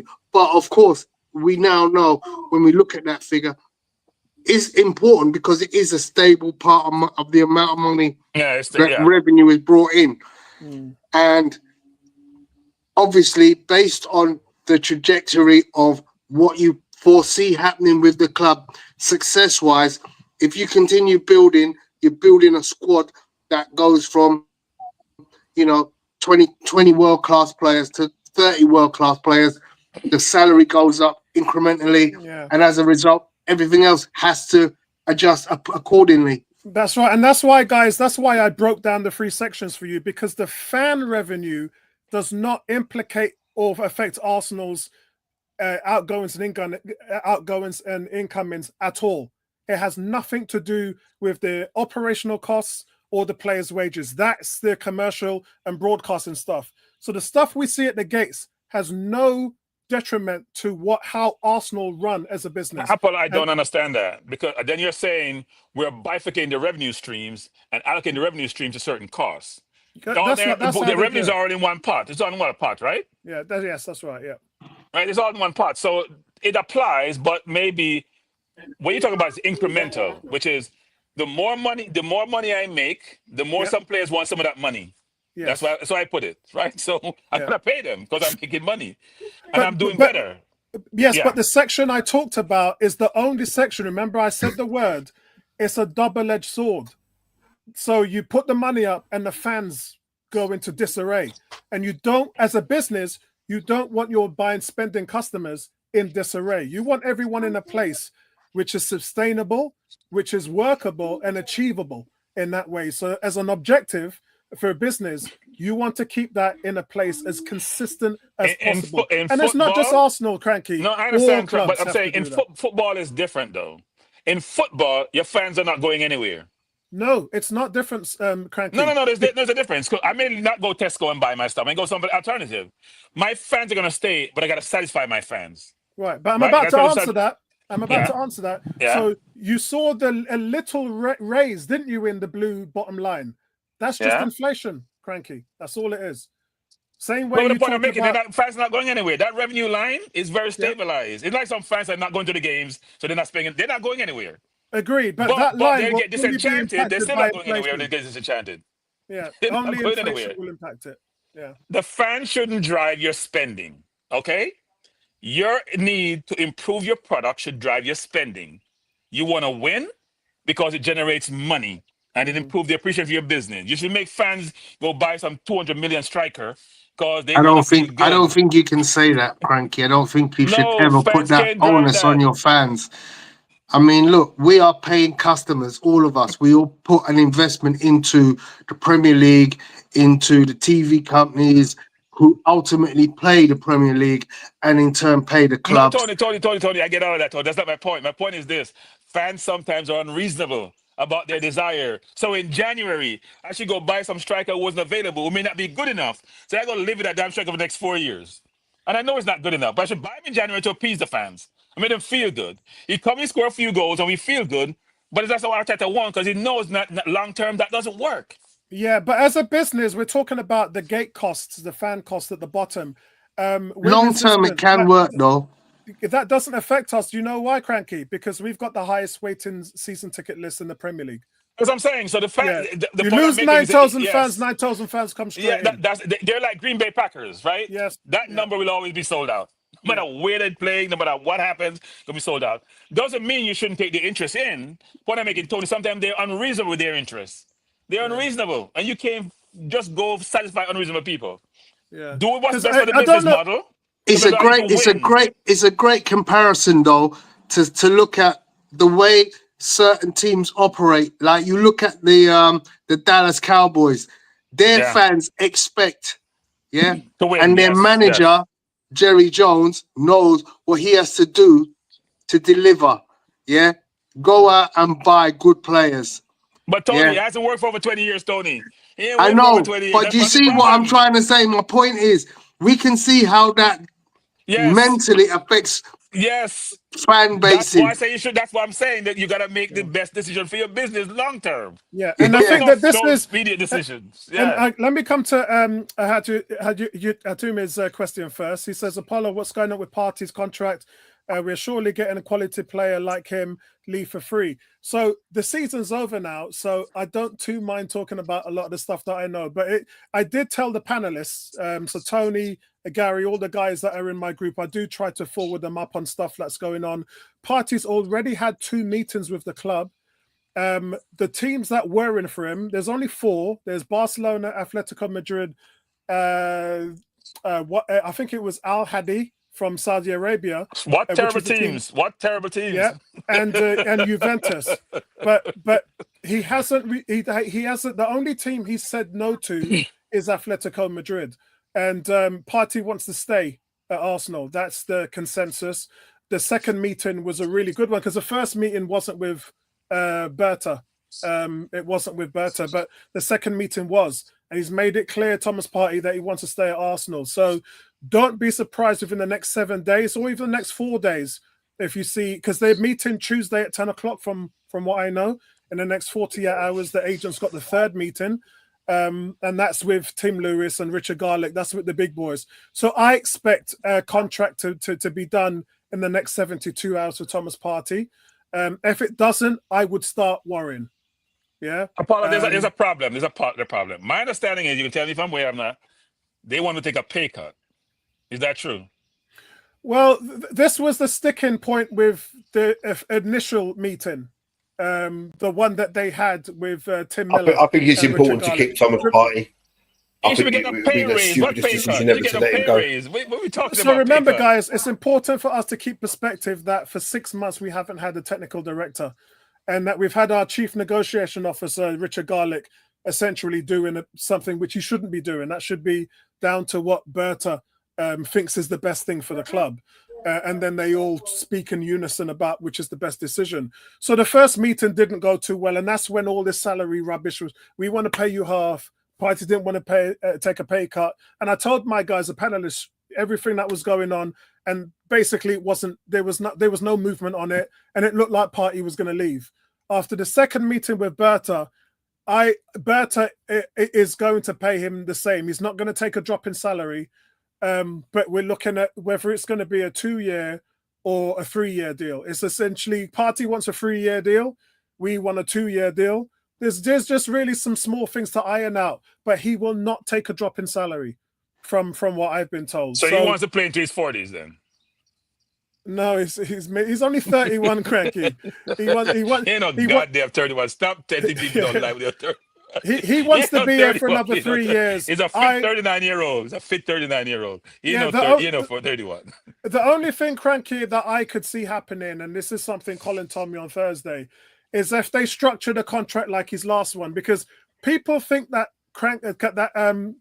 Party's contract is over this year. It's actually not.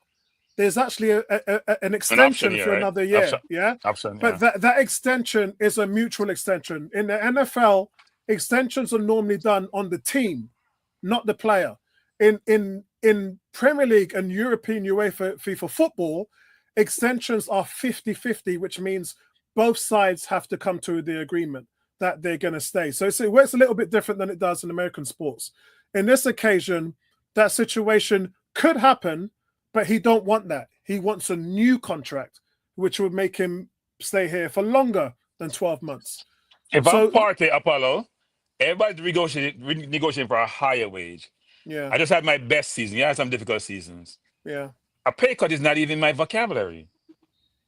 Yeah, well, I mean, that's why he's back at the table talking now. I know that they're looking to give Trossard more money. But they're not more money. Saka more money, Trossard more money.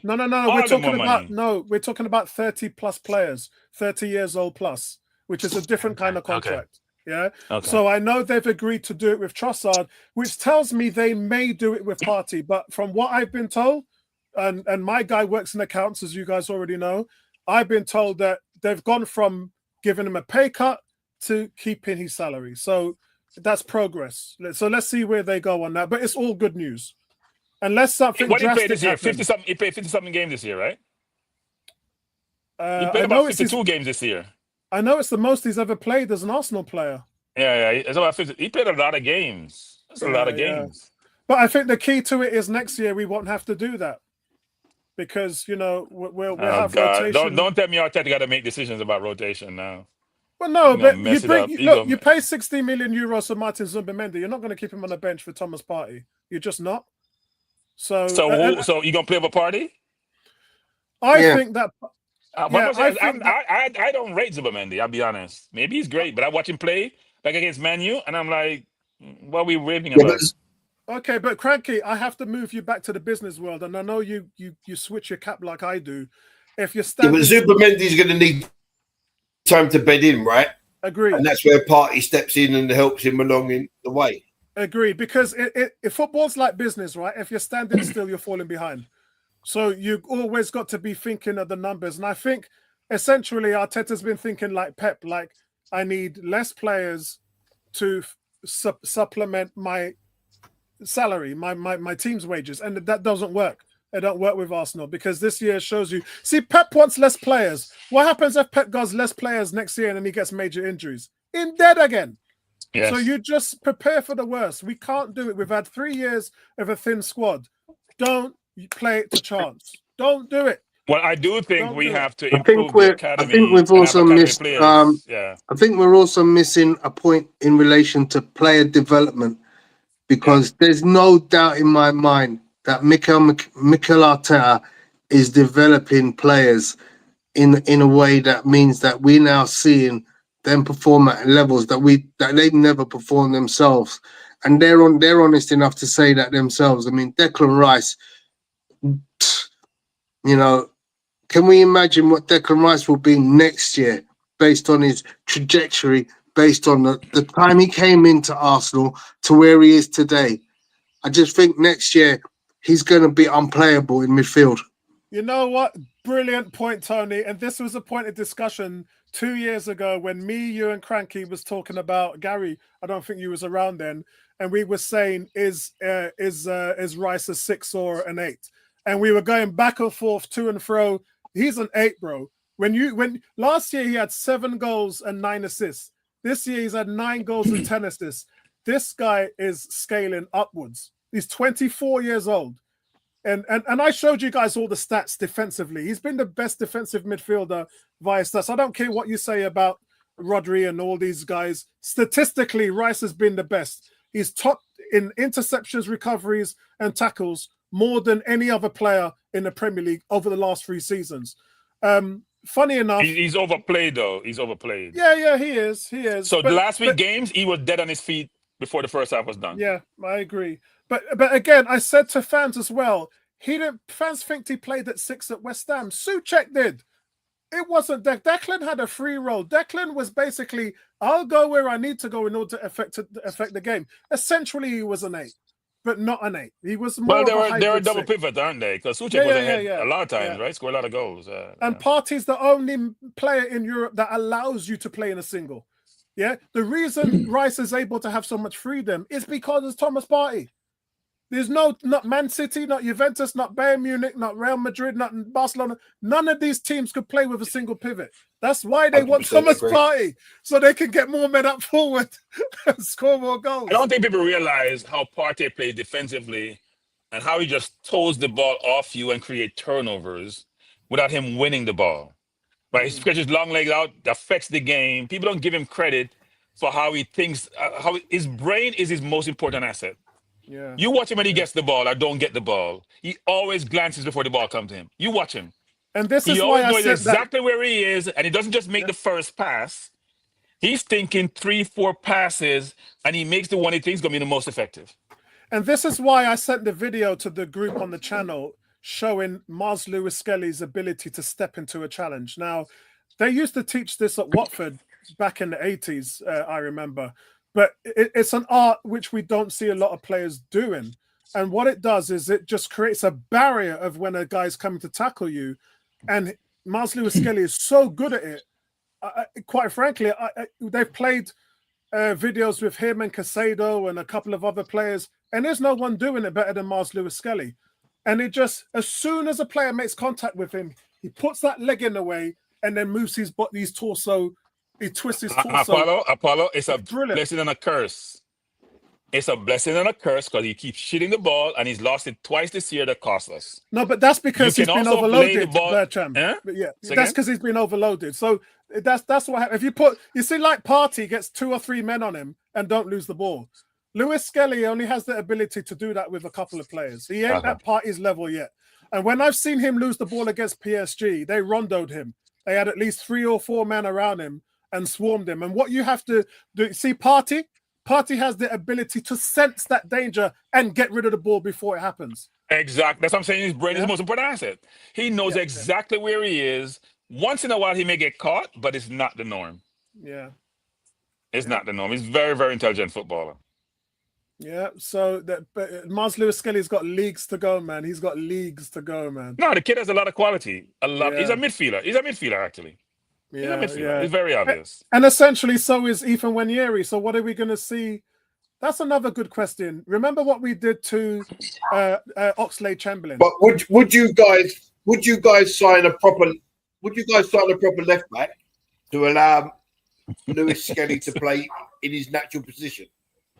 I would sign a left back this season he can play as an 8 or a 6. Because Apello is playing the left back the left back is a 8-6, whatever you would call it. The left back is a I would sign a left back because if you're losing Zinchenko and Tierney, the numbers don't match up for me. So I would sign a left back. Or isn't that why you buy Calafiori? Is that why you buy Calafiori? Wasn't he supposed to be a hybrid? He playing both left back and centre half? No, Calafiori. But he's always injured. Tomiyasu played left back and centre half and right back. Yeah, but I said to you guys, look at that buy like Matthew Debussy. When Wenger bought Matthew Debussy, he had no idea what he had in his academy with Bellerin, with Hector Bellerin. If you knew that in hindsight, you would never have bought the player, right? Matthew Debussy was a French World Cup winning defender. You was not to know that Bellerin was going to come out of the blocks. And essentially wasted the buy, didn't you? It was a waste of buy. We didn't need Matthew, and he was gone the next summer. Matthew Debussy. I love the kid from Bournemouth. I love the kid from Bournemouth. What's his name? Liverpool is supposed to after him, right? The left back. Oh, you talking about the centre back? He's already gone to Real Madrid. No, the left back. They said the left back, not the centre back. Oh, right. That kid is physical. He's quick. He has ability. He puts a cross in. He's an improved Tierney. Tierney's a good footballer. I don't think people realize Tierney's a good footballer. He just can't play the hybrid role. He can't play that role that Lewis Skelly play or Zinchenko plays. He doesn't good in that role. He's a traditional left back. I thought you was a fan of Lamptey on the right. Lamptey, I've grown past Lamptey a long time ago. Lamptey is history. Oh No, watch my that kid God. play. Actually, he's a brilliant. Liverpool is supposed to be about 50 million for Lamptey him went off also. the boil, man. Yeah, he went out the boil. He went out the boil. Keep He your got eye on injured this and never guy. recovered. Keep your eye on this Arsenal guy, Nichols.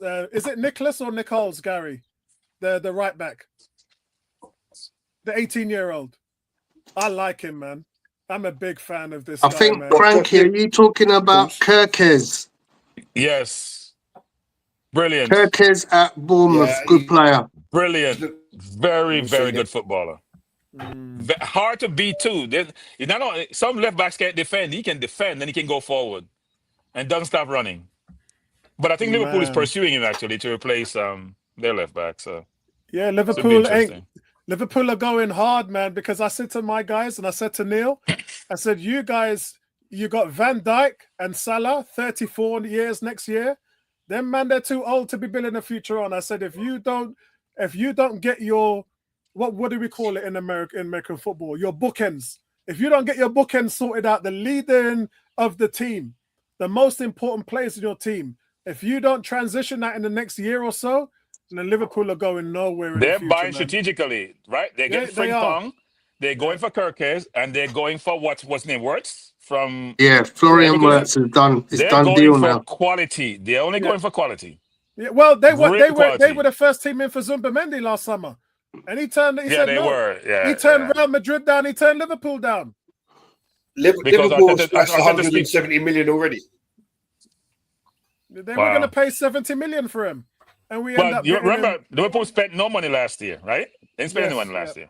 Yeah. So they have last year money and this year's money. Yeah. Plus they were in Champions League. They've made money. They're in a good spot actually financially. David Ornstein said that the two reasons why Zumbamendi wants Arsenal is because of Arteta and because he's played with Moreno and Odegaard and he understands the way how the movement and the overloads and everything is set from a tactical perspective. So I just want to see what Arteta can do with him because when you know, for you to understand how good Arteta is, listen to Declan Rice. Listen to when the man says, he's taught me things I never even knew. You know, the levels. Yeah, David Moyes coaching him. Anyway, yeah. Let me get stop. And Arteta says, Declan Rice says, the levels and the things I've learned from him is something I've never. He said, even in the England team, he goes. But isn't that saying a lot about the managers had before and about Pep? Because didn't Arteta learn from Pep?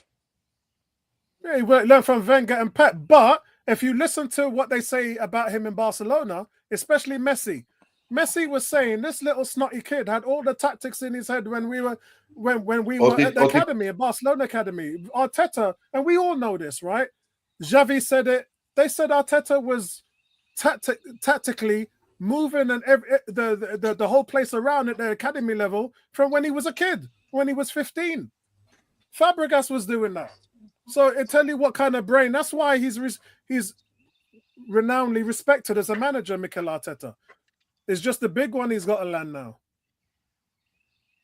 So it'd be interesting to see how Xavi Alonso gets on at Real Madrid. I don't like that move. I think it's a bad move for him because I'd like him to go to a place that would give him a future. That place. Yeah, it's championship or bust, right? It's championship or bust. Yeah, yes, that's right. Yeah, I don't think it's a good move for him. Well, unless they buy a midfield and some defenders. I think where Arsenal are in currently.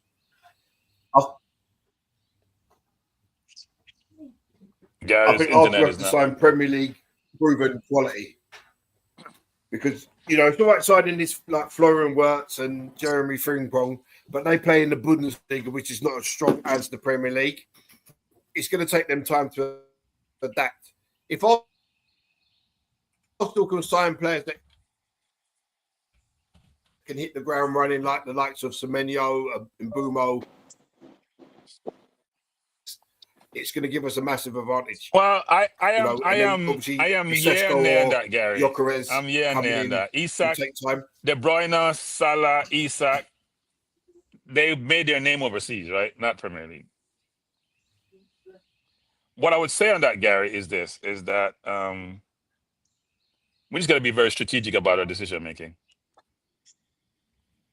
right? We got to be very strategic about decision making because you think about it, we need a center forward who can play in Arteta's system, not only just score goals. Otherwise, he may not fit what the Arteta likes to do. That's why he may not pursue Osimhen. I don't think Osimhen is what Arteta believes satisfies him. Cranky, what do you think of this front three? I am not the biggest. No, put Rafael Leao instead of Rodrigo. Then you can convince me. I am not the biggest Rodrigo fan. I know people like. I don't think Leao. I see It's Leao. the team work ethic. Is it my internet or Gary's internet? Gary's, I think. Gary. So Gary, you don't like Leao? I like Leao. I like Rafinha too. And we know we were trying to get Rafinha at one point. Yeah, Rafinha would have been the one, but I'm not going to say no to Rodrigo. I think he brings a level of expertise and knowledge and know-how. You know, he's played at the very highest Tony. level. No. My biggest thing about Tony is I'm a Mboina fan. I'm a big Mboina fan. Big Mboina fan. I watch him play week after week for Brentford because I watch, what's his name from Jamaica? Pinnock play. I'm watching him in Brentford. The kid has ability. He's physical. He's strong. His left foot is lethal. Lethal left foot. He makes a pass and he makes the right decision most of the time. He scored 20 goals in a Brentford team. Yeah, that's incredible. Not like you have midfielders putting him behind to go score. So Saka scored 6 goals with his right foot. So, and you keep moaning about it. So what's his right foot like then? He doesn't have the greatest right foot, but he doesn't need it. He scored 20 goals So with then the what? left You ain't gonna jump? You jump from frying pan into the fire and one player and then into another. I'm a hypocrite because he doesn't stop scoring. Hey, let me say something. He scored 20 goals in Brentford team. You're doing something right. 20 goals. We don't have a double-digit goal score. We don't have somebody score double-digit for us. Now, Saka's been injured for a while. Havertz was injured for a while. But 20 goals is a lot of goals in the Premier League for Brentford. It is. Yeah. His ability to find, what's his name that play up front with him? Wissa. He finds Wissa. They find each other all the time. And Boyne is a really good player. Really good player. Now, so can he play guys, on the left? I don't know if he can play on the left. So you're signing 4 players this summer. Number 1 is Zubimendi because that's already been done. Who's your next 3 players? Actually, no, let's go 5 players because we need a goalie. So let's go 5 players. So I'm going with Sanchez. Which Sanchez? Goalkeeper, Sanchez. From where? From Chelsea? No. Oh, okay. Just be clear where Sanchez you're talking about. Yeah, no. I'm going with Sanchez, goalkeeper. I'm going with Antonio Semedo. Antonio Semedo, Bournemouth winger. Oh, okay. Yeah. I'm going with Gyökeres because I want to win now. I can see the Sesko ceiling. I can see about where they're talking about. He's 21. He may have a higher ceiling. He's 6'5", which would absolutely terrorize. He's bigger than Haaland, so he would absolutely dominate and terrorize. And I would love to see that. But I would just like to see Gyökeres because a man scoring that rate amount of goals, and not just that, but in the Champions League as well. I want to see him come and wreak havoc in the Premier League. I just think a guy like that would scare the living daylights out of defenses in the Premier League, and I want to see it. We haven't had that since Henry. Yeah. Adebayo and Van Persie were good strikers, but they never strike fear in the way to that someone like Henry or Ian Wright did. When you know you're stepping on the pitch and this guy is going to score. Yeah. We haven't had that in such a long time. Yeah, let's hope he's not Nunes. And another thing, Victor Gyökeres created 70 chances in his time. A lot of his goals are penalties, though. A lot of his goals are penalties. Yeah. Just like how Pepe was. How Pepe goals were penalties. And then the last player that I would like to see is probably Rodrigo. You said 5, right? Yeah. So Rodrigo, Gyökeres, Antonio Semedo, Zubimendi, and Garcia. Yeah. So who goes next? My 5. Tony. Is Tony frozen? I think Tony's frozen. Yeah, Tony's I was frozen. trying to find an image of my top 5. Wait. So you had a center forward. You have a goalkeeper. 2 wingers. Yep. 2 wingers. And then what else? And a midfielder. But you already have Zubimendi. You signed already, right? Yeah, which is why I said it's essentially choose another 4. Yeah, it's 4. Yeah. Okay. Tony's Trying to frozen find again. the image, but I'm going to tell you my 5. Zumba, obviously. So Zubimendi's already done business. I also am a big fan of Rafael Leao.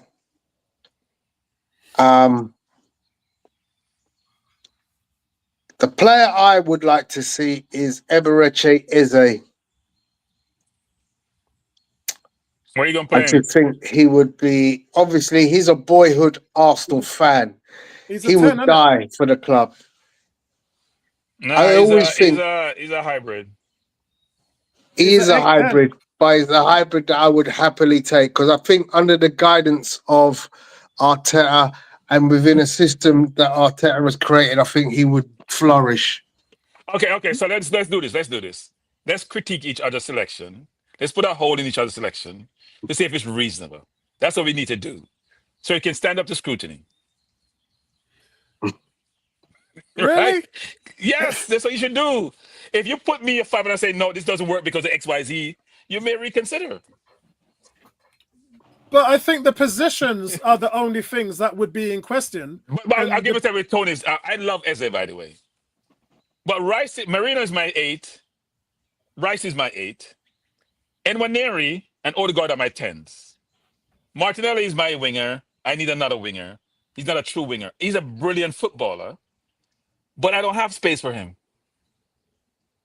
I don't have money for him. No, I don't have money for him. Put that way. I don't have money for him. Give my needs. He's not a need, he's a want. He's a brilliant want, he's not a need.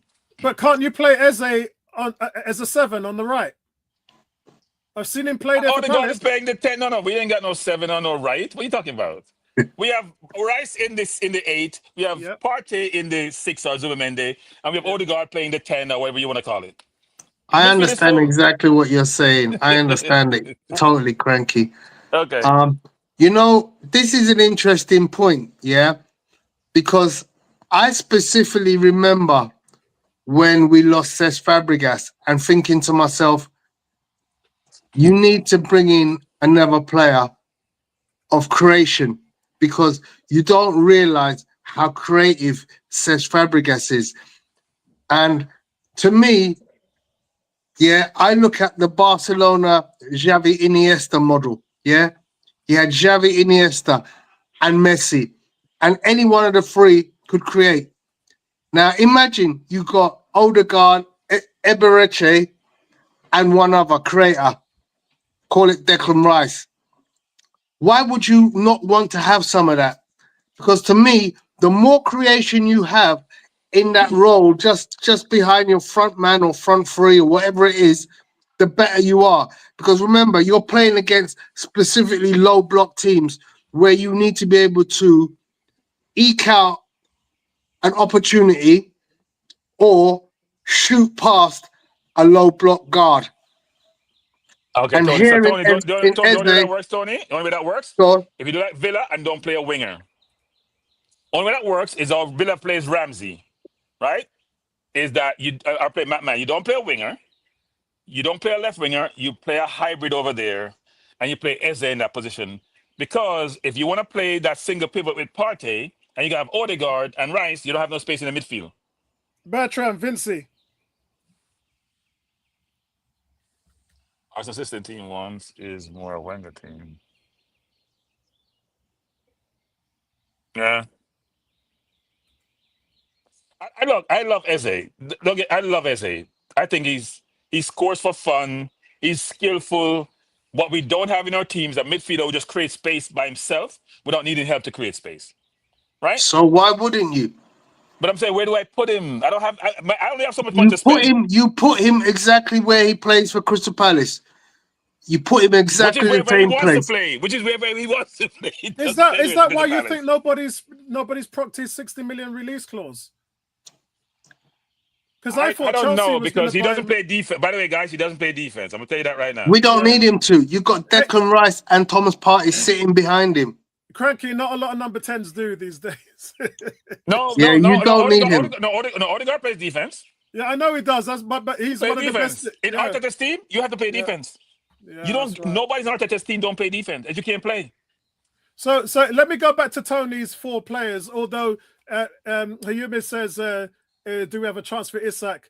I think we have a chance because they do want him, but the problem is at the expense of losing out on other positions like goalkeeper, left attacking winger, left forward, and you've already submitted 60 million euros to Zumba Mehdi. So I think there's a cost to that.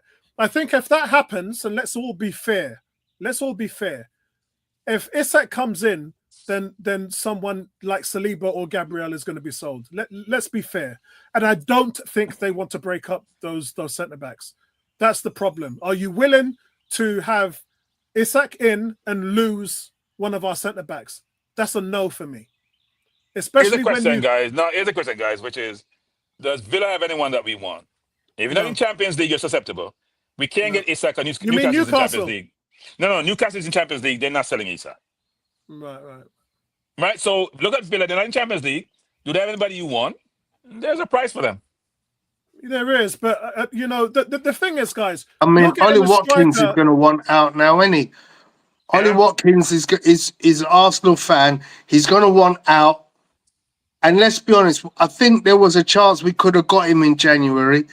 Do we pull the trigger now that Villa are out of Europe or out of the Champions League? It's comparative, right? So Gokares, Sesko, Osimhen, Ollie Watkins. That's how you got to think about 40 million you take Watkins as a backup. And then you guys have to remember Calvin Lewin from Everton's leaving on a free as well. So he should go wherever he goes on a free.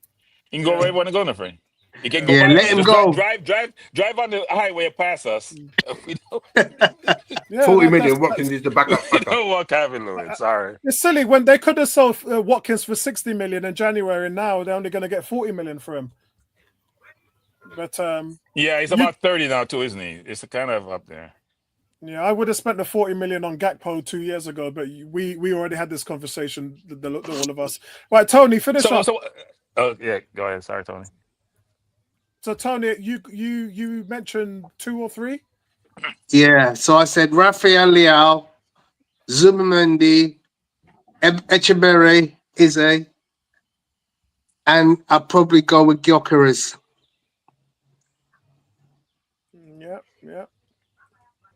Yeah.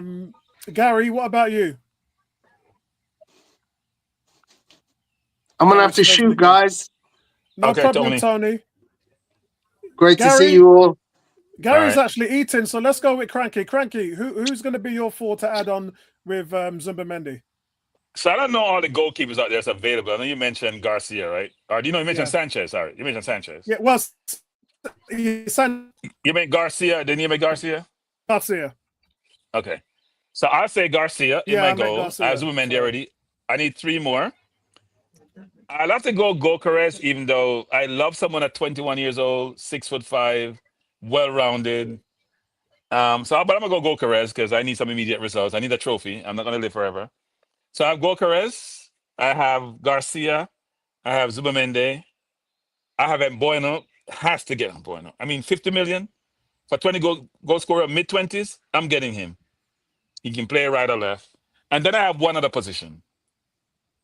So I'm struggling between Adelap for 30 million, release clause. Because he's English, He has a limited potential to me. 30 million release clause, supposed to be going to Man U. I need a second striker. Or I go Kirkes. You've got second striker in Jesus and Havertz. And I'm past Jesus. Jesus is history. Jesus is behind Havertz, isn't it? He's too injury prone. He's injured every year. And his knee problems and his both knees is continuous, Apollo. We can't depend on him.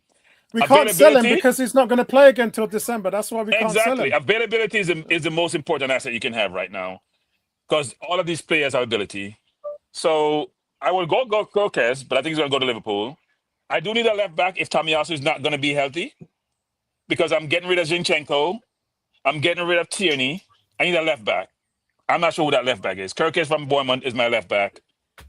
And Bueno is a no-brainer for me. Now Semenyo doesn't score enough for me. I need goals. This year we dropped about 20 goals than we had before. He can score. Hold on, what am I missing here? Semenyo doesn't have Mbueno's goals. Well, 20 goals. There's very few people who score 20 goals. That's the point. What did he score the year before? Because he had double digit the year before, didn't he? I think only about 11. I'm looking at Semenyo here. They're little Premier League. They only really play Premier League. They have League Cup games, but he doesn't play Europa League. He doesn't play in Europe, so. So Semenyo has scored 11 goals and 5 assists in the Premier League. When? This year? And he's consistently doing that every year. But right, so if you look at the go ahead. Follow. Yeah. Semenyo he was in the top 2 shots. Hey, but he shoots a lot, but when you shoot, there's a target to hit. He shoots a lot. He ain't hitting the target. Yeah. I think we need a winger or two. We need two. Mbeumo's had a good season, but can he? I don't see Semenyo. Can he keep it up though? Is it something that's going to be? Yeah. And Bueno game to me is what it fits us actually. The biggest one. Yeah, I want to know how. So Mbeumo is. Hold on, is he only 5'7"? Yeah, he's short. He's a same. He's a height as taller. Trossard. Well, he's Saka, right? He's Saka, a bigger Saka, a stronger Saka. No, Saka's 5'10", isn't it? Wait, 5'10" where? In heels? Saka's 5'10". In what heels? Saka can't be 5'10". Come on. No, he is. Saka's like an NBA player. You guys get he's about 5'9", 5'9" and a half. He ain't no 5'10". He's 5'10". I can promise you he's 5'10" because I remember when I was at the training ground and I saw all their metrics, and I said, "Well, I didn't know he was that tall." He's definitely 5'10". I can promise you that. You can check it up. He's definitely 5'10". It looks like Cranky fainted. He couldn't believe that Saka was 5'10". Yes, Saka's 5'10", man. Lookman as well. So hold on. So Vincey, who would yours be? Vincey, you can't have Sesko and Gyökeres in the same team, bro. Why not? Probably because you're talking about. Why couldn't you have them in the same team? Why couldn't Sesko drift left? No, I don't think that's going to work, bro. You know what though? You're sneaky for that, Gary. Hey, Cranky. Gary said to me, "Why can't you have Sesko and Gyökeres in the same team?" The man getting greedy. You get a little piece of money and you want to spend it. Why not though? I put my 4 up on the in the chat because my internet's playing up, so I typed it in there. So I'd go for Garcia as a backup keeper, maybe taking the gloves from Raya. Jarell Hatto from Ajax, who plays left back or centre back. Good show. Zubamendi, Gyökeres or Sesko. If you can get them both, I don't see why you. From what I've seen of Sesko, he would produce more than Martinelli on the left drifting in. He's not afraid to shoot from distance. He's not afraid to shoot from distance. So you're selling Martinelli then? So you're selling if we got a good bid, I would get rid of Martinelli tomorrow. I'd even drive him to wherever he wanted to go. Yeah, you know what? I like Martinelli, but I don't think his ceiling's high enough.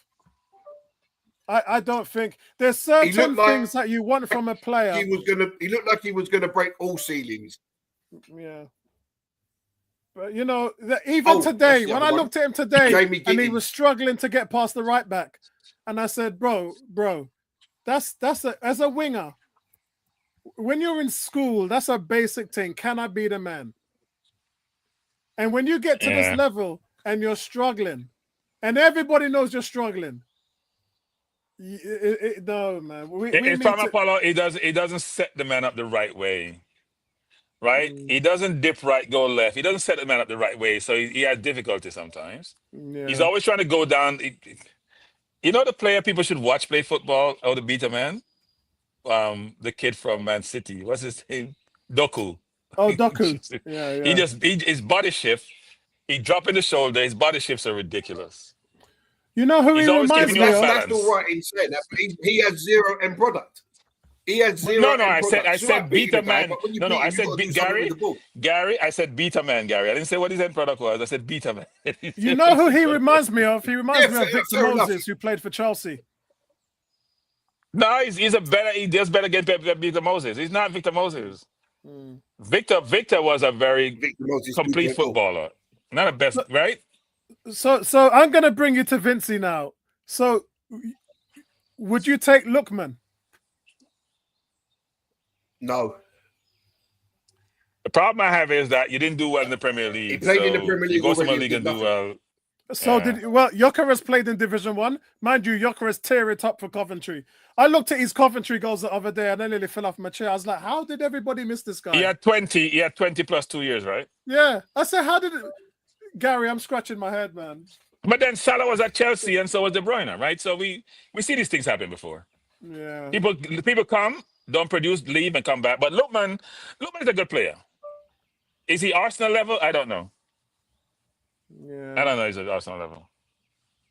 I would love Mbeumo though. Mbeumo to me is part of the wing solution for us. Yeah, I think so. I'm gonna think about it for this week. Guys, we're going to try and do a show in the next week, and that is going to be our awards. We're gonna do our Arsenal awards, player of the season, young player, all them thing there, and then we're gonna choose our Premier League team of the year as well. So let's do that in the next week or so. And then for the guys, for the panelists, did I say the first week of July? I think I said the first week of July because I'm going to be in Dominican Republic for the last 2 weeks in June. So when I come back at the beginning of July, we'll all meet up. We'll go down to London. We'll get a drink and whatever. I'll pay for everything. It's just my way of saying thank you to everybody. So we'll do that at the beginning of July. I'm surprised you're not just making the trip over to Jamaica and hang out for a little bit.